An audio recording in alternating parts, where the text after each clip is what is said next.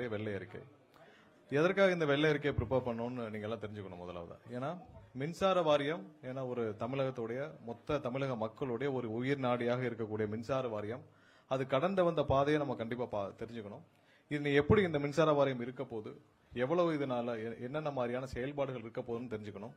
முதலாவது நம்ம கடந்து வந்த பாதையை தெரிஞ்சுக்கிட்டாதான் இதை நம்ம எங்க இருந்து இதை சரி பண்ண போறோம், என்ன சரி பண்ண போறோம்னு சொல்லணும். சோ மின்சார வாரியம் நம்ம இப்ப எடுத்திருக்கிற இந்த மொத்த வெள்ளை அறிக்கையில 2001 ஆண்டுல இருந்து இப்போ வரைக்கும் இருக்கிற மொத்த ஸ்டேட்டஸையும் நம்ம இப்போ வந்து உங்களுக்கு காட்ட போறோம். எங்க மொத்த ரெவன்யூ எவ்வளவு இருந்துச்சு, எவ்வளவு எக்ஸ்பெண்டிச்சர் இருந்துச்சு, என்னென்ன மாதிரியான இன்ஃப்ராஸ்ட்ரக்சர் டெவலப்மெண்ட்ஸ், அதாவது சப்ஸ்டேஷன், எவ்வளவு டிரான்ஸ்ஃபார்மர் வாங்கப்பட்டுச்சு, இது மாதிரியான மொத்த டீடைல், அதாவது 2000 ஆண்டுகள், கடந்த 25 ஆண்டுகளாக இந்த மின்சார வாரியம் கடந்து வந்த மொத்த பாதை. ஏன்னா அதற்கு முன்னாடி பாத்தீங்கன்னா பெரிய அளவுல கடனும் இல்லை, ஏன்னா அதுக்கு முன்னாடி பெரிய அளவுல எக்ஸ்பான்ஷன் இல்லை, பெரிய அளவு நஷ்டம் இல்லைனாலும் ஓரளவு லாபத்தில் இயங்கிக் கொண்டிருந்த துறை எப்படி இந்த குறுகிய 25 ஆண்டுகளுக்குள் இவ்வளவு பெரிய ஒரு கடனிலும், இவ்வளவு பெரிய சுமையிலும், இவ்வளவு பெரிய ஒரு மோசமான நிலைக்கும் போயிட்டு இருக்குன்றதை காட்டுறது தான் இது.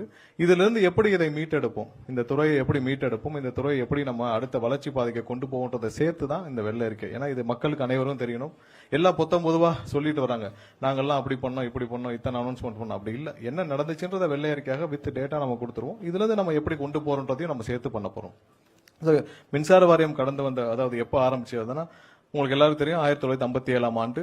அதுல 2010 ஆண்டு ரீஸ்ட்ரக்சரிங், அதாவது மொத்தமா டிஎன்இபி 2ஆக பிரிக்கப்பட்டது, டான்ஜெட் கோன்னு, டான்ட்ரான்ஸ்கோன்னு.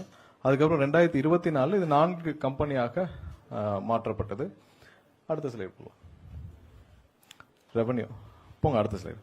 சோ இதான் வந்து மொத்த 2001 ஆண்டுல இருந்து 6ஆம் ஆண்டு வரை மொத்தமா அந்த டென்யூருக்கு, அந்த 5 ஆண்டுகளுக்கான எவ்வளவு ரெவன்யூ, எவ்வளவு எக்ஸ்பெண்டிச்சர், அதாவது எவ்வளவு எக்ஸ்பெண்டிச்சர், எவ்வளவு வந்து அதுல கேப் இருந்துச்சு, அதாவது எவ்வளவு நெகட்டிவ் இருக்குன்னு பாக்குறோம். சோ 2001 ஆண்டுல 2006 ஆண்டு வரைக்கும் ரெவன்யூ 59,000 கோடி, செலவினங்கள் 67,000 கோடி அளவுக்கு இருந்திருக்கு. நம்மளுடைய நெகட்டிவ், அதாவது அதுல உள்ள கேப் வந்து பாத்தீங்கன்னா 8,355 கோடி. சோ ஒவ்வொரு ஆண்டும் அதே இதுல 2006, 2021 ஆண்டு, 2011 ஆண்டுகள் வரைக்கும் 92,734 கோடியாக இருந்த ரெவன்யூ. அதே நேரத்தில் எக்ஸ்பெண்டிச்சர் பாத்தீங்கன்னா 1,28,000 கோடியாக இருக்கு. அந்த பீரியட்ல ரெவன்யூ இன்க்ரீஸ்க்கு முக்கியமான ஒரு காரணம் அந்த டைம் டாரிஃப் ரிவிஷன் நடந்துச்சு. சோ எப்பெல்லாம் நீங்க ரெவன்யூ ஹைக் ஆறத பாத்தீங்கன்னா டாரிஃப் ரிவிஷன்லயும் அந்த ஹைக் நடந்திருக்கு. அதே நேரத்தில் 2011 ஆண்டு அந்த கேப் பாத்தீங்கன்னா 56,000 கோடி. சோ கடைசி 5 ஆண்டுகள், நம்ம 2021 இருந்து 26 வரைக்கும் பாத்தீங்கன்னா 4,97,000 கோடி மொத்த ரெவன்யூ நமக்கு டிஎன்இபிக்கு வந்திருக்கு. அதுல செலவினங்கள் எக்ஸ்பெண்டிச்சர் 5,32,443 கோடி, கேப் பாத்தீங்கன்னா 34,000 கோடி. இதுல ஏன் இவ்வளவு கேப் கம்மின்னு பாத்தீங்கன்னா நம்மளுடைய டாரிஃப் ரிவிஷன் 2021. அதுதான் வந்து அடுத்த ஸ்லைட்ல ஒவ்வொரு ஆண்டும், இப்ப நீங்க மொத்தம் 5 ஆண்டுகளுக்கும் பாத்தீங்க, ஒவ்வொரு ஆண்டுக்கும் பாத்தீங்கன்னா எவ்வளவு நம்ம இதுல உங்களுக்கு தெளிவாக தெரியும். இதுல பாத்தீங்கன்னா 2020-21 ஆண்டுக்கு 57,625 கோடியாக இருந்த ரெவன்யூ, அதாவது டோட்டல் டிஎன்இபியோட மொத்த ரெவன்யூல அப்படியே இன்க்ரீஸ் எவ்வளவுனா 65,447 கோடி இன்க்ரீஸ் ஆயிருக்கு. எதனால? Tariff revision. நம்ம 2022 நம்ம பண்ண டாரிஃப் ரிவிஷன்னால கிட்டத்தட்ட 100% மேல 65,447 கோடி வந்து நமக்கு புதிதாக ரெவன்யூ உள்ள வந்திருக்கு. அதே நேரத்தில் பேரலா செலவினங்கள் அதுக்கு முன்னாடி 72,167 கோடியாக, அதாவது 2021-22 கடைசி ஆண்டு, அதாவது பழைய அதிமுக ஆட்சியோட கடைசி ஆண்டுல இருந்த செலவினங்கள் பாத்தீங்கன்னா 72,167 கோடியாக இருந்தது. இந்த டாரிஃப் ரிவிஷனுக்கு அப்புறமும் நீங்க அந்த செலவினங்கள் 51,831 கோடி கூடி இருக்கு. சோ அந்த கூடுற அளவுக்கு, அந்த 51,838 கோடி கூடுற அளவுக்கு என்ன பெரிய செலவு செஞ்சாங்கன்னு நம்ம ஒவ்வொன்றா அதுல பார்க்க போறோம். ஏன்னா என்ன புதுசாக பெரிய டிரான்ஸ்ஃபார்மர் வாங்கப்பட்டுச்சா? இல்ல. புதிதாக நிறைய திட்டங்கள் தொடங்கப்பட்டுச்சா? இல்ல. புதிதாக நீங்க வேக்கண்டா இருந்த ஒரு 50,000 பேர் 60,000 பேர் பணியிடங்களை நிரப்புனீங்களா? இல்ல. எதுவுமே செய்யாமல் அதுக்கு முந்தைய ஆண்டுகள் என்ன பண்ணாங்களோ அதே தான் பண்ணிருக்கீங்க. அதே ப்ரொசீஜர்ஸ் தான், அதே விஷயம் தான் ஃபாலோ பண்ணிருக்கீங்க. அப்ப செஞ்சதை கூட இப்ப செய்யவில்லை. அத கம்பேரிஷன் தான் நம்ம கொடுக்க போறோம். சோ அப்ப என்ன செஞ்சாங்களோ அதை கூட செய்யல. அப்படி இல்லாமல் எப்படி நீங்க 51,000 கோடி, அதாவது ரெவன்யூ டாரிஃப் ரிவிஷன் பண்றதே வந்து பாத்தீங்கன்னா அந்த கம்பெனி நஷ்டத்தில் இயங்குது, டாரிஃப் ரிவிஷன் பண்றோம், அதனால ரெவன்யூ அதிகரிக்குது, அதனால வந்து கடன் சுமை குறையும், ரெவன்யூ அதிகரிக்குது, நம்மளுடைய எக்ஸ்பென்ஸும் குறையணும். இதோட இன்டென்ஷன் தான் நம்ம டாரிஃப் ரிவிஷன் பண்றது. டாரிஃப் ரிவிஷன் பண்றதும் சப்சிக்வெண்டா அதே அளவு நீங்க 51,000 கோடி எக்ஸ்பெண்டிச்சரும் கூடுறது வந்து நம்ம ரொம்ப கவனிக்கப்பட வேண்டிய விஷயம். எப்படி கூடுச்சு, அதனால என்ன பண்ணீங்க? 51,000 கோடி ரெவன்யூ, நீங்க 65,000 கோடி ரெவன்யூ வந்த பிறகும் அதனால அந்த டிஎன்இபிக்கு எந்த பிரயோஜனமும் இல்லை. அதே அளவு நீங்க வந்து அந்த கேப் வேணா 933 கோடியாக குறைஞ்சிருக்கு. பட் இந்த 65,000 கோடினால இன்க்ரீஸ்னால பொதுமக்களுக்கு தான் கஷ்டப்பட்டிருக்காங்களே தவிர்த்து டிஎன்இபியோட செலவினங்கள் 51,000 கோடி அதிகரிச்சிருக்கு. அந்த அதிகரிச்சது என்ன பண்ணாங்க போன அரசு, அதுதான் வந்து நம்ம பார்க்க போறோம். எதுவுமே பெருசா பண்ணல. முந்தைய ஆண்டுகள் என்ன பண்ணாங்களோ அதை விட கம்மியா தான் இவங்களோட இன்ஃப்ராஸ்ட்ரக்சர் டெவலப்மெண்ட் இருந்திருக்கு. ஹையரிங்கும் அப்படிதான் இருந்திருக்கு. அதாவது வேலைக்கு எடுப்பதும் அதே அளவு தான் இருந்திருக்கு. அது அடுத்தடுத்த ஸ்லைட்ல பார்ப்போம். சோ இதை நம்ம ஹைலைட் பண்ண வேண்டிய நினைச்சது என்னன்னா, இவ்வளவு அதிகமான ரெவன்யூ வந்து இந்த காலகட்டத்தில் தான் வந்திருக்கு. கடந்த 5 ஆண்டுகள தான் அதிகமான ரெவன்யூ. நீங்க அந்த கேப் பாத்தீங்கன்னா தெரியும். 2005-6 கடைசியான அந்த முந்தைய 2001 2006 ஆண்டுல கடைசி 2005ல இருந்து 2006 வரைக்கும் ரெவன்யூ வந்து 14,000 கோடி. அதே நேரத்தில் செலவினங்கள் 15,678 கோடி. 2010-11 அந்த திமுக ஆட்சியுடைய அப்ப இருந்த ரெவன்யூ வந்து 22,635 கோடி. அப்பயும் டாரிஃப் ரிவிஷன் 2010ஆம் ஆண்டு பண்ணிருக்காங்க. அதான் நம்ம சைட்ல போறோம் எப்பப்ப டாரிஃப் ரிவிஷன் பண்ணிருக்காங்கன்னு சொல்லிட்டு. அதே 2015-16 அந்த அதிமுக ஆட்சியோட கடைசி ஆண்டுல 52,212 கோடி வந்து ரெவன்யூ வந்திருக்கு. சப்சிக்வெண்டா எக்ஸ்பெண்டிச்சரும் 58,266 கோடி இருந்திருக்கு. சோ இதெல்லாம் போக இந்த 5 ஆண்டுகளில் எக்ஸ்பெண்டிச்சர் மட்டும் பெரிய லெவல் இவ்வளவு ஹைப் ஆனது. நம்ம வந்து அதுல என்ன செலவு பண்ணாங்க நம்ம பார்ப்போம். நெக்ஸ்ட். சோ இதான் மொத்த கடன், டிஎன்இபி மொத்த கடன். அதாவது முதலாவதாக 2000 ஆண்டுகளுக்கு முன்னாடி இது டிஎன்இபியா இருந்துச்சு. அப்போ 6,492 கோடி.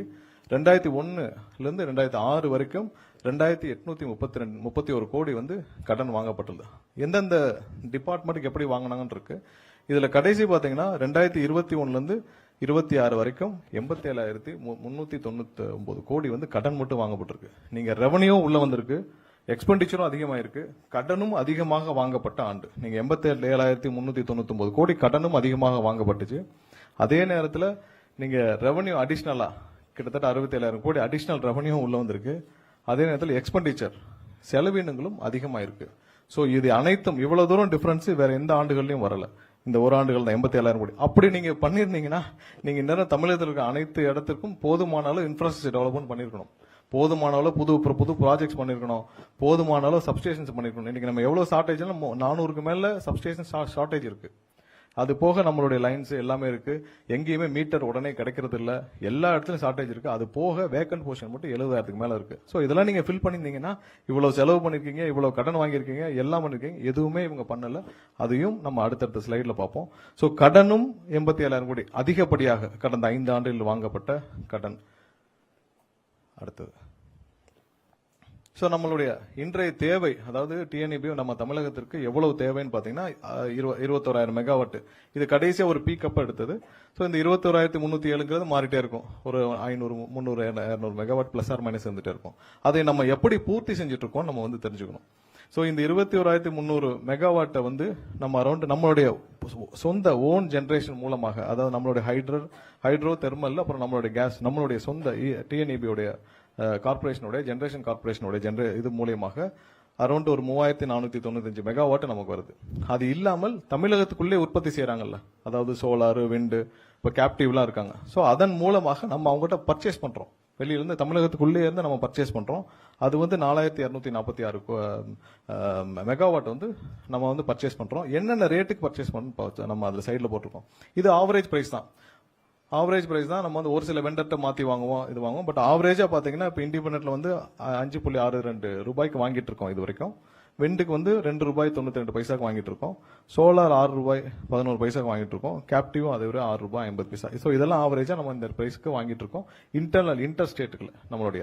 அதே இதுல மத்திய தொகுப்புல வேற மாநிலங்கள்ல இருந்து வர்ற இது வந்து எவ்வளவு வாங்குறோம்னு பாத்தீங்கன்னா 13,566 மெகாவாட் வந்து நம்ம வெளியில இருந்து மத்திய தொகுப்புல இருந்து வாங்குறோம். என்னென்ன ரேட்டுக்கு வாங்குறோம்னு பாக்குறோம். இதுல நமக்கு ரொம்ப வித்தியாசம் வரக்கூடிய ரெண்டு பாத்தீங்கன்னா இந்த short term open access. So அதுலதான் பாத்தீங்கன்னா ₹6.76 ஆவரேஜ். பட் அந்தந்த நாட்களுக்கு பாத்தீங்கன்னா பீக்ல ₹17 ₹20 அந்த மாதிரி பீக்ல எல்லாம் வாங்க வேண்டிய சூழ்நிலை ஏற்படும். ஏன்னா இப்ப சாயந்தரத்துக்கு மேல சோலாரும் ஒரு சில மாதங்கள்ல விண்டும் நின்றோம். அப்ப பீக் அவல் இது ஆவரேஜ் பிரைஸ் தான். ஆனா அன்னன்னைக்கு பாத்தீங்கன்னா ₹17 ₹18 ₹20 ஏன்னா வேலை கிடைக்காம இருக்கப்ப பீக்ல மத்திய தொகுப்புல எவ்வளவு இருக்கோ பீக்ல வாங்கியிருக்கோம். இது ஆவரேஜ் பிரைஸ் தான். சோ இது ரெண்டு தான் வந்து அதிகப்படியாக நம்ம வந்து இந்த 3,000 மெகாவாட் வந்து ஷார்ட் டேர்ம் கான்ட்ராக்ட் மூலியமாகவும், எக்ஸ்சேஞ்ச் மார்க்கெட்ல 8 ரூபாய் 91 பைசா, இது டெய்லி வாங்குறது. ஸோ இது ரெண்டு தான் அதிகப்படியான செலவினங்களை நம்ம மத்திய தொகுப்புல இருந்து வருது. ஸோ ஒரு சிலதில் லாங் டேர்ம் கான்ட்ராக்ட் எல்லாம் போட்டிருக்கோம். ஸோ அதன் மூலியமாக எவ்வளவு வந்து நம்ம வெளியில வாங்குறோம். ஸோ இதான் நம்ம வந்து இப்ப இருக்கிற நம்மளுடைய மின்சார தேவை, இந்த 21,000 மெகாவாட்டை நம்ம எப்படி மீட் பண்ணிட்டு இருக்கோன்ற நம்ம வந்து சொல்லணும்னு கடமைப்படுறோம். ஏன்னா 3495 வந்து நம்ம இன்டர்னல் நம்மளுடைய ஓன் ஜென்ரேஷன் மூலியமாக நம்மளுடைய இப்ப எண்ணூர் தெர்மல் ஸ்டேஷன் இதெல்லாம் வச்சு, மேட்டூர் இதெல்லாம் வச்சு நம்ம எவ்வளவு ஜென்ரேட் பண்றோம், நம்மளுடைய ஹைட்ரோ எவ்வளவு வச்சு, கேஸ் இவ்வளவு மூலமாக 3495 தான். இது மாறிட்டே இருக்கு. இப்ப தெர்மல் வந்து கடந்த வாரம் வந்து 4000க்கு மேல ஜென்ரேட் ஆயிருக்கு. ஸோ இது மாறிட்டே இருக்கும் ஒவ்வொரு நாள் அதோட எஃபிஷியன்சி பொறுத்து. பட் இவ்வளவுதான் நம்மளுடைய இன்டர்னல் நம்மளுடைய டிஎன்இபி ஜென்ரேஷன் மூலமா நம்ம மீட் அவுட் பண்றது. இன்டர்ஸ்டேட் மூலியமா நம்மளுடைய பர்ச்சேஸ் வந்து 4246 மெகாவாட். மத்திய தொகுப்புலேருந்து வர்றது வந்து 13,566. இப்படி தான் நம்ம மீட் பண்ணிட்டு இருக்கோம். ஸோ இவ்வளவு வந்து நம்ம பர்ச்சேஸ் நடக்குது. இதுல பெரிய லெவல்ல கேப் இருக்குது அந்த ஷார்ட் டேர்ம் பர்ச்சேசஸும் எக்ஸ்சேஞ்ச் மார்க்கெட்ல நம்ம வந்து வாங்குற டெய்லி வாங்குற பர்ச்சேஸும் தான் ஹை. இது வந்து நம்ம ஆவரேஜ் போட்டிருக்கோம். மொத்த ஆவரேஜ் ஒரு வருஷத்துக்கான, ஒரு மாதத்திற்கான, அந்த நாளுக்கான ஆவரேஜ். பட் அந்தந்த அவருக்கு இது மாறும். 16, 17, ஒரு சில காலகட்டங்கள் 21 ரூபாய்க்குலாம் வாங்கியிருக்காங்க. ஸோ அதை சரி பண்றதுக்கான அடுத்த ஸ்லைட். அடுத்தது போங்க. ஸோ இப்போ நம்ம அந்த ஷார்ட் டேர்ம் கான்ட்ராக்டையும் இப்போ நம்ம அந்த கடந்த ஒரு மாதத்தில் சின்ன சின்ன லீக்கேஜஸ் ஆகுது சரி பண்ணுவோம்னு சொல்லிட்டு இந்த ஷார்ட் டேர்ம் கான்ட்ராக்டையும் இந்த ஓப்பன் எக்ஸ்சேஞ்ச் மார்க்கெட்டில் இருக்கிறதையும் சரி பண்ணுறதுக்காக லாங் டேர்ம் கான்ட்ராக்ட் போடுறதுக்கான வேலைகளை செஞ்சிருக்கோம். ஸோ அதன் மூலமாக நம்ம பார்த்தீங்கன்னா இப்போ 8 ரூபாய் 91 பைசா இருக்கிறத வந்து நம்ம லாங் டேர்ம் கான்ட்ராக்ட் போட்டு 6 ரூபாய்க்கு, அதாவது செவரல் அந்த 2வது பிளாக்ல உங்களுக்கு தெரியும் 1000 மெகாவாட் நம்ம வந்து 6 ரூபாய்க்கும் இந்த மாதிரி மாற்றி வாங்க முயற்சிகளை செய்துட்டு வரோம். ஸோ இதன் மூலமாக நமக்கு வந்து ஒவ்வொரு மாதமும் 215 கோடி ரூபாய் நம்ம வந்து மிச்சம் பண்ண முடியும். இப்ப இருக்கிற காலகட்டத்தில் அந்த ரெண்டு செக்டாரை மட்டும் இப்ப உடனே மாத்துறதுக்கான வேலைகளை துவங்கி இருக்கிறோம். ஸோ இதன் மூலமாக ஒரு 215 கோடி ரூபாய் சேவ் பண்ண முடியும் ஒவ்வொரு மாசத்திற்கும். ஸோ அந்த வேலை துவக்கப்பட்டுள்ளது. ஸோ இதெல்லாம் வந்து அந்த ஷார்ட் டேர்ம் கான்ட்ராக்ட்லாம் மாத்திட்டு போடுறதுக்கான முயற்சிகள் ஆல்ரெடி எல்லாம் ஆரம்பிச்சிருச்சு. ஒரு சில வாரங்களில் இதுக்கான ப்ராக்ரஸ் எல்லாம் தனித்தனி கான்ட்ராக்ட் எங்கெங்கெல்லாம் அவைலபிலிட்டி இருக்கோ அதெல்லாம் லாங் டேர்ம் கான்ட்ராக்டை போட சொல்லி நம்ம வந்து எவ்வளவுக்கு பர்ச்சேஸ் பண்றோம்னு சொல்லி அதெல்லாம் முடிச்சு நம்ம வந்து இதன் மூலமாக இதை ரெண்டையும் மாத்துறதுக்கான வேலைகளை செஞ்சுட்டு இருக்கோம். அடுத்தது முக்கியமா நம்ம பார்க்க வேண்டியது டிஎன்ஏவியோட ஸ்டாஃபிங். ஏன்னா இன்னைக்கு நம்ம கிரவுண்ட்ல தேவைப்படுற ஒரு முக்கியமான விஷயம். நம்ம சென்னையை மட்டும் பார்க்கறதும் இல்லாம நம்ம தமிழகம் முழுவதும் பார்க்க வேண்டியிருக்கு. ஒரு சின்ன கிராமத்துல ஒரு சின்ன டிரான்ஸ்ஃபார்மர் போச்சுனாலும் எனக்கு போய் பார்க்கறதுக்கு அது கீழே ஒரு சப்ஸ்டேஷன் இருக்குன்னா சப்ஸ்டேஷன் கீழே 300-400 கிராமங்கள் இருக்கு. ஸோ ஒரு சப்ஸ்டேஷன்ல குறிப்பிட்ட அளவு நபர்கள் இருந்தால் தான் அவங்க போய் அட்டெண்டாவது பண்ண முடியும். இன்னைக்கு மக்கள் எல்லாம் போறாங்க சப்ஸ்டேஷன்ல போறாங்கன்னா சப்ஸ்டேஷன்ல யாருமே இல்லைன்னா அவ்வளவுதான் ஸ்டாஃப் இருக்காங்க. இருக்கிற சப்ஸ்டேஷன்ல ஸ்டாஃப், அங்க ஆபீஸ்ல ஸ்டாஃப், எவ்வளவு ஸ்டாஃப் இருக்காங்க நம்ம பாக்குறதுக்கு தான் இதை குறிப்பிட்டிருக்கிறோம். ஸோ நம்மளுடைய மொத்த தேவை டிஎன்இபியோட மொத்த தேவை வந்து 1,40,635 எம்ப்ளாயிஸ் வந்து இந்த டிஎன்இபிக்கு தமிழகம் முழுவதும் தேவை. இதில் எவ்வளவு பேர் இருக்காங்கன்னா 74,714 பேர் வந்து இது வரைக்கும் வேலையில் அமர்த்தப்பட்டு வேலையில் இருக்காங்க. எவ்வளவு வேக்கன்ட் இருக்குன்னு பாத்தீங்கன்னா 65,921 பேர் வந்து இப்போ நம்பர் வந்து இது வரைக்கும் வேக்கண்டா இருக்கு. கடந்த 10 வருடத்துல பாத்தீங்கன்னா கிட்டத்தட்ட 20,240 பேர் வந்து ரிட்டையர்மெண்ட் ஆயிருக்காங்க கடந்த 10 வருடத்துல. சோ அதுல எவ்வளவு ஃபில் பண்ணிருக்காங்க நம்ம அடுத்த ஸ்லைட்ல பார்ப்போம். அடுத்த 5 வருஷத்துல வந்து 16,782 பேர் ரிட்டையர்மெண்ட் ஆக போறாங்க. 2030க்குள்ள அடுத்த 5 வருஷத்துல நம்ம வந்து 16,782 பேர் வந்து ரிட்டையர்மெண்ட் ஆக போறாங்க. சோ இதெல்லாம் கணக்கில் கொண்டு நம்ம வந்து இதை சரி செய்யும் வேலையை நம்ம வந்த இந்த அரசு பொறுப்பேற்று உடனே முதல் வாரத்திலே நம்ம துவக்கப்பட்ட விஷயம் தான் இது. ஏன்னா இது ரொம்ப அலாமிங்கான விஷயம். இதை நம்ம உடனே அட்ரஸ் பண்ணணும். இப்போ 16,000 பேரும் சப்சிக்வெண்டா இதுல இருந்து குறைஞ்சிட்டாங்கன்னா நீங்க கிட்டத்தட்ட பாத்தீங்கன்னா அதுல 60,000 கீழே போயிடும். 58,000 பேர் வச்சுன்னா எந்த ஃபங்க்ஷனும் பண்ண முடியாது. நம்ம இதோட எந்த இதுலயும் வந்து ஜென்ரேஷனா இருக்கட்டும் இல்ல டிஸ்ட்ரிபியூஷனா இருக்கட்டும் எந்த இதுலயும் நம்ம ஃபங்க்ஷனே பண்ண முடியாது. ஸோ இது ரொம்ப முக்கியமான விஷயம். இதை அட்ரஸ் பண்ண வேண்டிய முக்கியமான விஷயம். அதனாலதான் நம்ம என்ன ஸ்டெப் எடுத்துக்கணும் அடுத்த ஸ்லைட். ஸோ இதுதான் கடந்த ஒரு 5 வருஷங்களா இவங்க அந்த 5 டென்யூரா இந்த கடந்த ஆண்டுகள் 2001 இருந்து 2026 வரைக்கும் எவ்வளவு எம்ப்ளாயிஸ் இருந்தாங்க, எவ்வளவு ரிட்டையர்மெண்ட் ஆயிருக்காங்க, எவ்வளவு இவங்க வந்து வேலைக்கு ஹையரிங் பண்ணிருக்காங்க எடுக்கப்பட்டதுன்னு. ஸோ நீங்க வந்து 2000 ஆண்டு வரைக்கும் பாத்தீங்கன்னா 200 பேர் அந்த 2000 ஆண்டு அதுல இருந்து பாத்துக்கலாம். 2001 இருந்து 2006 இந்த கடைசி இதுல பாத்தீங்கன்னா 425 பேர் வேலைக்கு எடுக்கப்பட்டுள்ளார்கள் 2001 இருந்து 2006 வரைக்கும். அப்போ வந்து மொத்தம் எவ்வளவு எம்ப்ளாயிஸ் இருந்தாங்கன்னா அந்த முதல் அதிமுக ஆட்சி 2001 இருந்து 2006 வரைக்கும் 93,722 பேர் 21 பேர் இருந்திருக்காங்க. எப்போ 2001 அவ்வளவு பேர் வேலைக்கு இருந்திருக்கிறார்கள். அப்போ வந்து ரிட்டையர்மெண்ட் அந்த வருஷம் அந்த 5 வருஷம் ரிட்டையர்மெண்ட் ஆனவங்க 27,000 பேர். அப்ப நீங்க இதையும் சேர்த்து நீங்க கடைசியில் பாத்தீங்கன்னா 425 பேர் தான் அந்த வருஷம் வேலைக்கு எடுக்கப்பட்டுள்ளார். அதே இதுல 2006 2011 திமுக ஆட்சியில் நீங்க வந்து மொத்தம் இருந்த எம்ப்ளாயி பாத்தீங்கன்னா 78,228 பேர் அப்போ இருந்தது. அதுல அந்த 5 வருஷத்துல 18,522 பேர் ரிட்டையர்மெண்ட் ஆயிருக்காங்க. 6,740 பேர் தான் அப்போ ஹைரிங் நடந்திருக்கு. ரிட்டையர்மெண்ட் ப்ரொபோசிஷனும் பாத்துக்கோங்க, growth ப்ரொபோசிஷனும் பாத்துக்கோங்க. ஏற்கனவே இருந்த அதிமுக ஆட்சியில் இருந்த 93,000 பேர் கூட தக்க வைக்கப்படவில்லை, அந்த அளவுக்கு கூட தக்க வைக்கப்படவில்லை. அதுக்கடுத்து இந்த திமுக ஆட்சியில் 78,000 பேராக அங்க ரிட்டையர்மெண்ட்டும் 18,000 பேர் போயிட்டாங்க. புதிதாக 6,700 பேர் தான் வேலைக்கு எடுக்கப்பட்டது. அடுத்தது 2011-16 அந்த அதிமுக அரசு அந்த டைம்ல பாத்தீங்கன்னா 79,908 பேர் இருந்தாங்க. அதுல 10,000 பேர்கிட்ட ரிட்டையர்மெண்ட் ஆயிருக்காங்க. 9,729 பேர் வந்து வேலைக்கு எடுக்கப்பட்டுள்ளது. 2016-2021 ஆண்டு கால அந்த டென்யூர்ல 953 பேர் வேலையில் இருந்தார்கள். அதுல 9,800 பேர் வந்து ரிட்டையர்மெண்ட் ஆயிருக்காங்க. அதுல 9,613 இது கடைசி அவங்க எடுத்த அந்த ஃபீல்ட் அசிஸ்டண்டா எடுத்தது. ஸோ அது இப்பவும் வேலைக்கு இருக்காங்க. அதுக்கு இல்லாமல் கடந்த 5 ஆண்டு, அதாவது இவங்களுடைய ரெவன்யூவும் பல மடங்கு இன்க்ரீஸ் ஆகியும் இவங்களுடைய எக்ஸ்பெண்டிச்சரும் இன்க்ரீஸ் ஆகியும் கடனும் 89,000 கிட்ட கடனும் வாங்கியப்பட்டும் இவர்கள் வேலைக்கு எடுத்தது 343 பேர் மட்டும்தான். ஸோ 343 பேர் மட்டும்தான் இவங்க வந்து வேலைக்கு எடுத்தாங்க. இதுதான் இப்ப இருக்கிற நம்ம இருக்கிற பக்கா டேட்டா. அதாவது இவங்களுடைய ரெவன்யூ இன்க்ரீஸும் நம்ம பார்த்திருக்கோம். எவ்வளவு வந்து கிட்டத்தட்ட 100% மேல அந்த டாரிஃப் சேஞ்சுக்கு அப்புறம் பொதுமக்கள் ஒவ்வொருத்தரும் கஷ்டப்பட்டு கட்டின பணத்துல டாரிஃப் அவங்களுடைய ரெவன்யூ இன்க்ரீஸும் 60,000 கோடிக்கு 69,000 கோடி கிட்ட ரெவன்யூ இன்க்ரீஸ் ஆயிருக்கு. எக்ஸ்பெண்டிச்சர் இவங்களுடைய இவங்களுடைய இயர்லி எக்ஸ்பெண்டிச்சரும் வந்து அப்படியே 100% கூடி இருக்கு. கடனும் 89,000 கோடி கிட்ட வாங்கிட்டாங்க. ஆனா இப்ப வேலைக்கு எடுத்தது 343 பேர் மட்டும்தான். அந்த காலாண்டு அதுல பாத்தீங்கன்னா 74,714 பேர் இப்ப இருக்கிறாங்க. ஸோ ரிட்டையர்மெண்ட் மட்டும் 9,136 பேர் வந்து ரிட்டையர்மெண்ட் ஆயிருக்காங்க. ஸோ இதான் இந்த மொத்த டிஎன்இபியில் எம்ப்ளாயிஸ் எப்படி எவ்வளவு தூரம் இருந்திருக்கு. ஏன்னா நம்ம தெரிஞ்சுக்கணும் எவ்வளவு பேர் வேலை பார்த்த ஒரு இடம். அதாவது கிட்டத்தட்ட 1,00,000 பேர் 2000 ஆண்டுல கிட்டத்தட்ட 1,00,000 பேர் இருந்த இடம் இன்னைக்கு 1,00,000 பேர் அப்ப இருந்த தேவைக்கு நம்ம இன்னைக்கு வந்து 5 மடங்கு 10 மடங்கு கூடி இருக்கு. நம்மளுடைய மின்சார தேவை, நம்மளுடைய எவ்வளவு எண்ட் யூசர்ஸ் கன்சியூமர்ஸும் கூடி இருக்காங்க, எல்லாம் கூடி இருக்காங்க.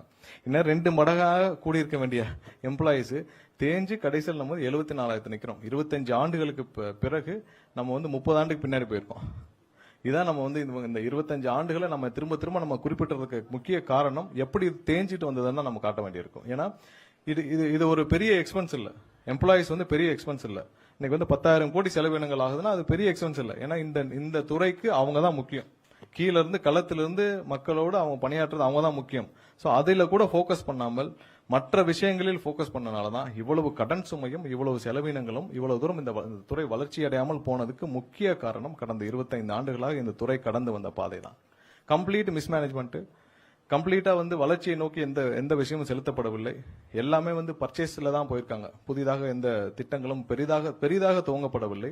நம்ம இதுவரைக்கும் 4,000 மெகாவாட் 5,000 மெகாவாட் கூட சொந்தமாக நம்ம உற்பத்தி செய்யலன்னா அப்புறதுக்கு இவ்வளவு பெரிய வேலையை நம்ம செஞ்சிருக்கணும். இன்னைக்கு தனியார் வந்து தமிழ்நாட்டில் இன்வெஸ்ட் பண்ணி அவங்க 30,000 மெகாவாட் 40,000 மெகாவாட் சோலார்ல எல்லாரும் ரெனியூபிள் எனர்ஜில அவங்க ஜெனரேட் பண்ணிட்டு போறாங்க. ஏன் நம்ம பண்ணல? நம்ம பண்ணிருக்க வேண்டிய விஷயத்த தனியார்கள் வந்து இங்க பண்ணிட்டு போறாங்க. தனியார்களை அனுமதித்து அவர்கள் மூலமாக இன்டைரக்டா நம்ம லாபம் சம்பாதிச்சதை மட்டும்தான் இவங்க வந்து இந்த 25 வருஷமா பண்ணிருக்காங்க. வேற எதுவுமே பண்ணல. ப்ரீவியஸ்ல இருப்போம், நான் அதை சொல்லிடுவோம். முன்னாடி போங்க. முன்னாடி இந்த இதான் நம்ம பார்க்க வேண்டியது. அதாவது தனியார்கள் மூலியமாக நம்ம இவ்வளவு வாங்க வேண்டியிருக்கு. அப்புறம் நம்ம என்னைக்கு வந்து நம்மளுடைய சொந்த தொகுப்புல நம்ம 3,495 மெகாவாட் தான் நம்மளுடைய சொந்த தொகுப்புல நம்மளுடைய உற்பத்தியிலே இருக்கு. அப்போ இவ்வளவு வருஷமாக இப்ப நீங்க மொத்தமாக தமிழ்நாட்டில் ரெனியூபிள் எனர்ஜில இதுவரைக்கும் வந்து இங்க இன்வெஸ்ட் பண்ணவங்க மட்டும் 30,000 40,000 கோடிக்கு மேல இன்வெஸ்ட் பண்ணிருக்காங்க. ஏன் நம்மளுடைய அரசு துறை அதில் கவனம் செலுத்தவில்லை? கடந்த 25 ஆண்டுகளாக நம்ம வெளியில பர்ச்சேஸ் பண்றோம், மத்திய தொகுப்புல பர்ச்சேஸ் பண்றோம். ஏன் இங்க இருக்கிறவங்களுக்கே நம்ம வந்து இதுக்கப்புறம் இங்க இருக்கிற உள்நாட்டு இதுலயே வந்து இங்க இருக்கிற உற்பத்தியில ஏன் அதிகமா பர்ச்சேஸ் பண்ணல? ஏன் ரேட்டு பாத்தீங்கன்னா சோலார் ரேட்டு 6.11 பைசா இது வரைக்கும் போடப்பட்ட தொகுப்பு, இது ரொம்ப ஹையஸ்ட் ரேட்டு. அதுல ஏன்ற காரணத்தை இன்டைரக்டாக என்னன்னா நடுவில் நிறைய அக்ரிகேட்டர்ஸ் ஒவ்வொரு சோலாருக்கும் நல்ல உற்பத்தியாளர், ஒரு மெகாவாட் 2 மெகாவாட் உற்பத்தியாளர் இருக்காங்க. நடுவில் நிறைய அக்ரிகேட்டர்ஸ், அவர்கள் மூலியமா தான் இந்த அரசு பர்ச்சேஸ் பண்ணுது. எங்கேயுமே டைரக்டா உற்பத்தி செய்யறவர்கிட்ட பர்ச்சேஸ் பண்ணல. நடுவில் நிறைய அக்ரிகேட்டர்ஸ் மூலமா தான் இவ்வளவு ஹையஸ்ட் பிரைஸ் எல்லா இடத்துலயும் வந்திருக்கு. அடுத்து போயிடலாம். அந்த எம்ப்ளாயிஸ் இது போங்க. ஸோ இதான் இது வரைக்கும் எவ்வளவு எம்ப்ளாயிஸ் இருந்தாங்க, இதுல எவ்வளவு இதுல கடந்து வந்த பாதை, எவ்வளவு தூரம் இந்த ஒரு ஸ்னாப்ஷாட்டே உங்களுக்கு தெரியும் எவ்வளவு தூரம் இந்த துறை தேஞ்சிட்டு வந்திருக்குன்னு. ஸோ இருக்கிற இடங்களையே மேனேஜ் பண்ண முடியாத அளவுக்கு ஒருத்தர் வந்து இப்போ 2000 ஆண்டு கிட்டத்தட்ட 1 லட்சம் பேர் இருந்திருக்காங்க. 99,484 பேர் இருந்த இடத்துல இன்னைக்கு 74,000 பேர் தான் இருக்காங்கன்னா, ஒருத்தர் வந்து 3 பேர் 4 பேர் செய்யக்கூடிய வேலையை செய்யறாங்க. அதிகப்படியான பணி சுமை உள்ள ஒரு துறையாக இருக்கு. ஏன்னா அவங்க டே டு டே அவங்க களத்தில் இருந்தாங்கணும். ஒரு ஃபியூஸ் போச்சுன்னா போகணும், டிரான்ஸ்ஃபார்மர் போச்சுன்னா போகணும், ஃபியூஸ் ஆஃப் போச்சுன்னா போகணும். களத்துல போய் தினமும் களத்துல போய் ஆஃபீஸ்ல உட்காந்து வேலை பார்க்குற வேலை கிடையாது. எல்லாம் களத்துல நின்று போயிடணும். இப்ப சர்வீஸ் கொடுக்குறாங்க, ஏன் டிலே ஆகுது? ஆள் இல்ல. டெய்லி சர்வீஸ் ரெக்வஸ்ட் அவ்வளவு வருது, யாரு போய் கொடுக்கறது? ஒரு ஆள் வந்து 10 பேர் வேலை செய்யறாங்க. அதனாலதான் சர்வீஸ் உடனே கொடுக்க முடியல. மீட்டர் பாக்ஸ் பொறுத்தவரைக்கும் ஏன் டிலே ஆகுது? ஆள் இல்ல. சோ இதெல்லாம் தான் வந்து இதற்கான காரணம். இதை முறையாக அட்ரஸ் பண்றதுக்கு பெரிய விஷயமே இல்லை. சோ அதான் அடுத்து நம்ம என்ன செஞ்சிருக்கோம் கடந்த 3 வாரத்தில் நம்ம சொல்ல போறோம். நெக்ஸ்ட் ஸ்லைட் போங்க. சோ நம்மளுடைய இப்போ கரண்ட் வேக்கன்ட்ல இந்த அரசு பொறுப்பேற்றவுடன் முதலாவதாக முதலமைச்சர் சந்திச்சு பேசியவுடன் அரை மணி நேரத்தில் நேற்று சொன்னோம்ல, அரை மணி நேரத்தில் 15,000 பேரை வேலைக்கு எடுக்கிறதுக்கு நம்மளுடைய முதல்வர், தமிழக முதல்வர் அண்ணன் விஜய் அவர்கள் வந்து ஒப்புதல் அளித்தார். இந்த ஆண்டுக்குள் அந்த 15,000 பேர் வேலைக்கு கண்டிப்பாக எடுக்கப்படுவார்கள். அதுக்கடுத்து பண்ண ஒரு இவங்க கடந்த ஆட்சியில் பண்ண ஒரு பெரிய பிளண்டர் என்னன்னா, கேங்பன் வந்து 2021 ஒரு 5,391 பேர் எடுத்தாங்க. அதுல என்ன கண்டிஷன்ல எடுத்தாங்கன்னு தெரியல. எப்போ இவங்க தான் ஓசியில யாரும் எடுக்கிறது இல்லையா? எல்லாம் ஒரு கிரைட்டீரியா இருக்கும். ஒரு எடுக்கணும்னா யாரும் வந்து ₹1 கொடுக்காம கூட உள்ள வர முடியாது. சோ எல்லாத்துக்கும் ஒரு கிரைட்டீரியா வச்சு பழைய கவர்மெண்ட், அதாவது 2021 ஒரு கிரைட்டீரியா வச்சு ஏதோ வாங்கிட்டு 5,391 பேரை அவர்கள் எடுத்திருக்கிறார்கள். இந்த கடந்த 5 ஆண்டுகளாக அவர்களை அப்படியே டிராப் பண்ணிட்டாங்க. சோ 5 ஆண்டுகளாக அவர்கள் பட்ட வேதனை கொஞ்சம் நெஞ்சம் இல்ல, இந்த 5,391 பேரும். ஏன்னா அவங்களுக்கு வேலை இருக்கா இல்லையான்னு அவங்களுக்கு அனௌன்ஸ்மெண்ட் ஆயிடுச்சு, நீங்க அனௌன்ஸ் பண்ணிட்டீங்க, கன்ஃபார்ம் பண்ணிட்டீங்க. வேலை இருக்கா இல்லையான்னு தெரியல, கூப்பிடுவாங்களா இல்லையான்னு தெரியல, பார்க்காத மினிஸ்டர் இல்ல. ஏன்னா 3 மினிஸ்டர் மாட்டாங்க கடந்த 5 வருஷத்துல. ஆனா நிழல் ஒண்ணுதான், மினிஸ்டர் தான் வேற. நிழலா பின்னாடி இருந்து ஆபரேட் பண்ணது ஒருத்தர் தான். ஆனா மினிஸ்டர் தான் 3 மினிஸ்டர். ஆனா பார்க்காத மினிஸ்டர் இல்ல, பார்க்காத சிஎம் இல்ல, எல்லாரையும் பார்த்தாச்சு. சிஎம், அவர் மாப்பிள்ள, பையன், மாப்பிள்ள ஃப்ரெண்ட்ஸ், பையன் ஃப்ரெண்ட்ஸ் எல்லாரையும் பார்த்திருக்காங்க. அவங்களுக்கு வழியே இல்லை. இப்ப முதல்வரிடம் பேசி அந்த 5,391 பேரையும் சேர்த்து 20,449 பேர் இந்த ஆண்டு அவர்களை கண்டிப்பாக வேலையில் எடுக்கப்படுவார்கள். சோ இதற்கும் முதல்வரிடம் ஒப்புதல் வாங்கிவிட்டது. அது பினான்சியல் அப்ரூவல் இருக்கு, ஏன்னா ஏற்கனவே அனௌன்ஸ் பண்ணனால. சோ இதையும் சேர்த்து 20,000 பேர் இந்த ஆண்டுகளுக்குள்ள 20,449 பேர் வந்து கண்டிப்பாக வேலையில் அமர்த்தப்படுவார்கள். ஏன்னா இது ரொம்ப முக்கியம். சோ சப்சிக்வெண்ட் அடுத்தடுத்த ஆண்டுகள்ல இதெல்லாம் முடிச்சுட்டு இவங்களெல்லாம் பணியில் அமர்த்தி இவங்களுக்கு போதுமான ட்ரைனிங் கொடுத்துட்டு அடுத்தடுத்து சப்சிக்வெண்ட் ஆண்டுகள். ஏன்னா இப்ப நம்ம அடுத்த ஒரு முக்கியமான விஷயம் என்ன பண்ணிருக்கோம்னா, எல்லா இடத்துலயும் ஒப்பந்த தொழிலாளர் இருக்காங்க. எவ்வளவு பேர் இருக்காங்கன்ற ரெக்கார்டே கிடையாது. மொத்தமாக எவ்வளவு பேர் இருக்காங்க? ஒவ்வொரு நாளும் என்னிடம் வர்றவங்க பாத்தீங்கன்னா ஒப்பந்த தொழிலாளர் 15 வருஷம் இருக்கேன், 20 வருஷம் இருக்கேன். இங்கே பாத்தீங்கன்னா 6 மாதம் 7 மாதம் சம்பளம் வாங்காமல் அதுக்கு ஒரு கான்ட்ராக்டர் இருக்காங்க. அந்த கான்ட்ராக்டருக்கு டிஎன்இபி மூலமாக ப்ராப்பரா பேமெண்ட் போயிட்டு இருக்கு. சோ அவர்கள் வந்து அந்த தொழிலாளருக்கு 6 மாசம் 7 மாசம் பிஎஃப், இஎஸ்ஐ எதுவும் கொடுக்காம சம்பளம் கொடுத்திருக்காங்க. இப்பதான் முதல் முறையாக எத்தனை ஒப்பந்த தொழிலாளர்கள், எத்தனை வெண்டர் இருக்காங்க, அதை கன்சாலிடேட் பண்ற வேலையை இப்பதான் துவங்கியிருக்கு. அது சில வாரங்கள் பிடிக்கலாம், ஏன்னா எவ்வளவு பேர் இருக்காங்கன்னு தெரியல. சோ அவர்களுக்கு என்ன பண்ண போறோம்னு தெரியல. பட் மொத்தமா லிஸ்ட் வந்த பிறகுதான் எவ்வளவு ஒப்பந்த தொழிலாளர் இருக்காங்க, ஒவ்வொரு சப்ஸ்டேஷன்ல எவ்வளவு பேர் இருக்காங்க, அங்க லோக்கலா பிளேஸ் பண்ணிருக்காங்க, இந்த மொத்த லிஸ்டையும் நம்ம எடுத்து கண்டிப்பாக இதுல என்ன பண்ணணும்னு நம்ம அசஸ் பண்ண முடியும். சோ அந்த ஒப்பந்த தொழிலாளரை தவிர்த்து விட்டு இப்ப நம்ம டிஎன்இபில நேரடியாக எடுக்க போறது அந்த 20,449 பேர் பிளஸ் அதுல இன்க்ளூடிங் அந்த கேங்மேன், விடுபட்ட அந்த கேங்மேன் இருக்காங்களா, 2021 ஆண்டிலிருந்து 5 வருஷமாக கஷ்டப்பட்டு வர அந்த கேங்மேனுக்கு கண்டிப்பாக இந்த ஆண்டு நம்ம முடிச்சு சீக்கிரம் பைனான்சியல் அப்ரூவல் வாங்கி கொடுத்துருவோம். நம்ம யாரையும் பழி வாங்குறதும் இல்ல. கடைசியில வந்து 2 அரசும் அவங்களோட ஈகோல நீ வாங்கிட்டு போட்ட, நான் வாங்கிட்டு போட்டேன்னு சொல்லி 2 பேரும் விட்டு அந்த 5,397 பேருக்கு கண்டிப்பாக இந்த அரசு ஒரு வழி கொடுக்கும்ன்றதை சொல்லிடுறோம். அடுத்த ஸ்லைட். இப்பதான் முக்கியமா நம்ம எம்ப்ளாயிஸ் வைஸ் பார்த்துட்டோம், எப்படி இந்த கடந்து வந்த பாதை, எவ்வளவு வந்து எம்ப்ளாயிஸ் இருந்தாங்க, எப்படி இந்த துறை எவ்வளவு தூரம் போயிருக்குன்னு. இப்போ நம்ம எக்யூப்மெண்ட்ஸ் இன்ஃப்ராஸ்ட்ரக்சர், அதாவது டிரான்ஸ்ஃபார்மர்ஸ், சப்ஸ்டேஷன்ஸ், நம்மளுடைய ஹெச்டி லைன்ஸ் எல்லாம் வந்து கடந்த 2001 ஆண்டுல இருந்து இப்போ வரைக்கும் எவ்வளவு இன்ஸ்டால் பண்ணதுன்னு பார்க்கணும். ஏன்னா நம்மளுடைய growth ஆவரேஜா இருக்கு. இது 15ல இருந்து 20% growth வந்து ஒவ்வொரு வருஷமும் நம்மளுடைய கஸ்டமர் growth இருக்கு, அதாவது எண்ட் யூசர் growth இருக்கு. அதை தக்கன நம்மளுடைய இன்ஃப்ராஸ்ட்ரக்சர் growth இருக்கான்னு பார்க்கணும்னா அதான் இருக்கும். ஸோ ஓவராலா இப்ப இருக்கிறதுல பாத்தீங்கன்னா சப்ஸ்டேஷன்ஸ் மொத்தம் 1910 சப்ஸ்டேஷன்ஸ் இப்போ வரைக்கும் இருக்கிறது. ஸோ ஒவ்வொரு வருஷமும் எவ்வளவு வந்து நம்ம கமிஷன் பண்ணி முடிச்சிருக்கோம் அப்படின்னு பாத்தீங்கன்னா, நீங்க 2001க்கு முன்னாடி வரைக்கும் 618, அது வரைக்கும் இருந்த சப்ஸ்டேஷன் 618. அந்த 2001ஆம் ஆண்டிலிருந்து 6ஆம் ஆண்டு வரைக்கும் வந்து பாத்தீங்கன்னா 259 சப்ஸ்டேஷன்ஸ் புதிதாக உருவாக்கப்பட்டது அந்த அதிமுக ஆட்சியில். அதே நேரத்தில் 2006ஆம் ஆண்டிலிருந்து 2011ஆம் ஆண்டு வரைக்குள்ள வந்து பாத்தீங்கன்னா 289 சப்ஸ்டேஷன்ஸ் புதிதாக உருவாக்கப்பட்டு கமிஷன் பண்ணப்பட்டது. 2011ல இருந்து 16 வரைக்கும் 263 சப்ஸ்டேஷன்ஸ், 2016ல இருந்து 2021 வரைக்கும் 359 சப்ஸ்டேஷன்ஸ் புதிதாக உருவாக்கப்பட்டு கமிஷன் பண்ணுச்சு. கடந்த ஆட்சி காலத்தில், அதாவது அதிகமான ரெவன்யூ ஜெனரேஷன் பண்ண ஆண்டு, அதிகமாக கடன் வாங்கப்பட்ட ஆண்டுலயும் 122 சப்ஸ்டேஷன்ஸ் மட்டும்தான் கமிஷன் பண்ணப்பட்டுச்சு. அவர் என்கிட்ட சொன்னார், செந்தில் பாலாஜி அசம்பிளியில சொன்னார், நாங்கள் நிறைய அனௌன்ஸ் பண்ணணும், அதோட டீடைல்ஸ் நாங்கள் கொடுக்குறோம் தனியா. நிறைய அனௌன்ஸ்மெண்ட் மட்டும் தான் பண்ணாரு, வேற எதுவும் பண்ணல. இவ்வளவு ரெவன்யூ ஜெனரேட் ஆயிருக்கு, இவ்வளவு எக்ஸ்பெண்டிச்சர் வந்திருக்கு, அதே நேரத்தில் நீங்க இவ்வளவு கடனும் வாங்கியிருக்கீங்க. அதனால இவங்க மொத்தமா அந்த ஆண்டுகள்ல, கடந்த 5 ஆண்டுகள்ல நாங்க டீடைல்டா எல்லாமே எந்தெந்த சப்ஸ்டேஷன் வரைக்கும் எங்களால கொடுக்க முடியும் அந்த டேட்டா இருக்கு, மொத்தமா வாங்கிக்கொள்ளலாம். 122 சப்ஸ்டேஷன்ஸ் மட்டும் தான் இவங்க கமிஷன் பண்ணிருக்காங்க.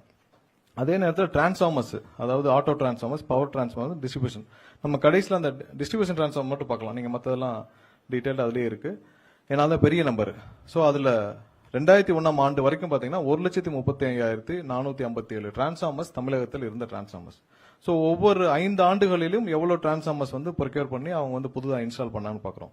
இதுல கடைசி 2 டென்யூர் பாத்துக்கலாம். அதாவது 2016ல இருந்து 2021 வரைக்கும் 84,000 டிரான்ஸ்ஃபார்மர்ஸ் வந்து கமிஷன் பண்ணிருக்காங்க, புதிதாக ப்ரொக்யூர் பண்ணி கமிஷன் பண்ணிருக்காங்க. அதுல 2021ல இருந்து 2026 வரைக்கும் 99,573. அதான் அதையும் சொன்னார், கரெக்டா தான் சொன்னாரு. ஆனா அதுல அந்த சிபிஐ வழக்க மிஸ் பண்ணிட்டாரு. 99,573 டிரான்ஸ்ஃபார்மர்ஸ் வந்து ப்ரொக்யூர் பண்ணி பண்ணிருக்காங்க. சோ இந்த ஆவரேஜும் இதோடைய செலவினங்கள் எவ்வளவுன்னு பாத்தீங்கன்னா நம்ம தனியா பார்ப்போம். பட் இந்த ஆவரேஜும் இதான் வந்து நம்ம அந்த ஆண்டுகள்ல பண்ணப்பட்டது. மொத்த உள்ள இப்போ கரண்டா தமிழகத்தில் உள்ள மொத்த டிரான்ஸ்ஃபார்மர்ஸ் பாத்தீங்கன்னா 4,47,603 டிரான்ஸ்ஃபார்மர்ஸ் இப்ப இருக்குது. நெக்ஸ்ட் ஸ்லைட் போலாம்.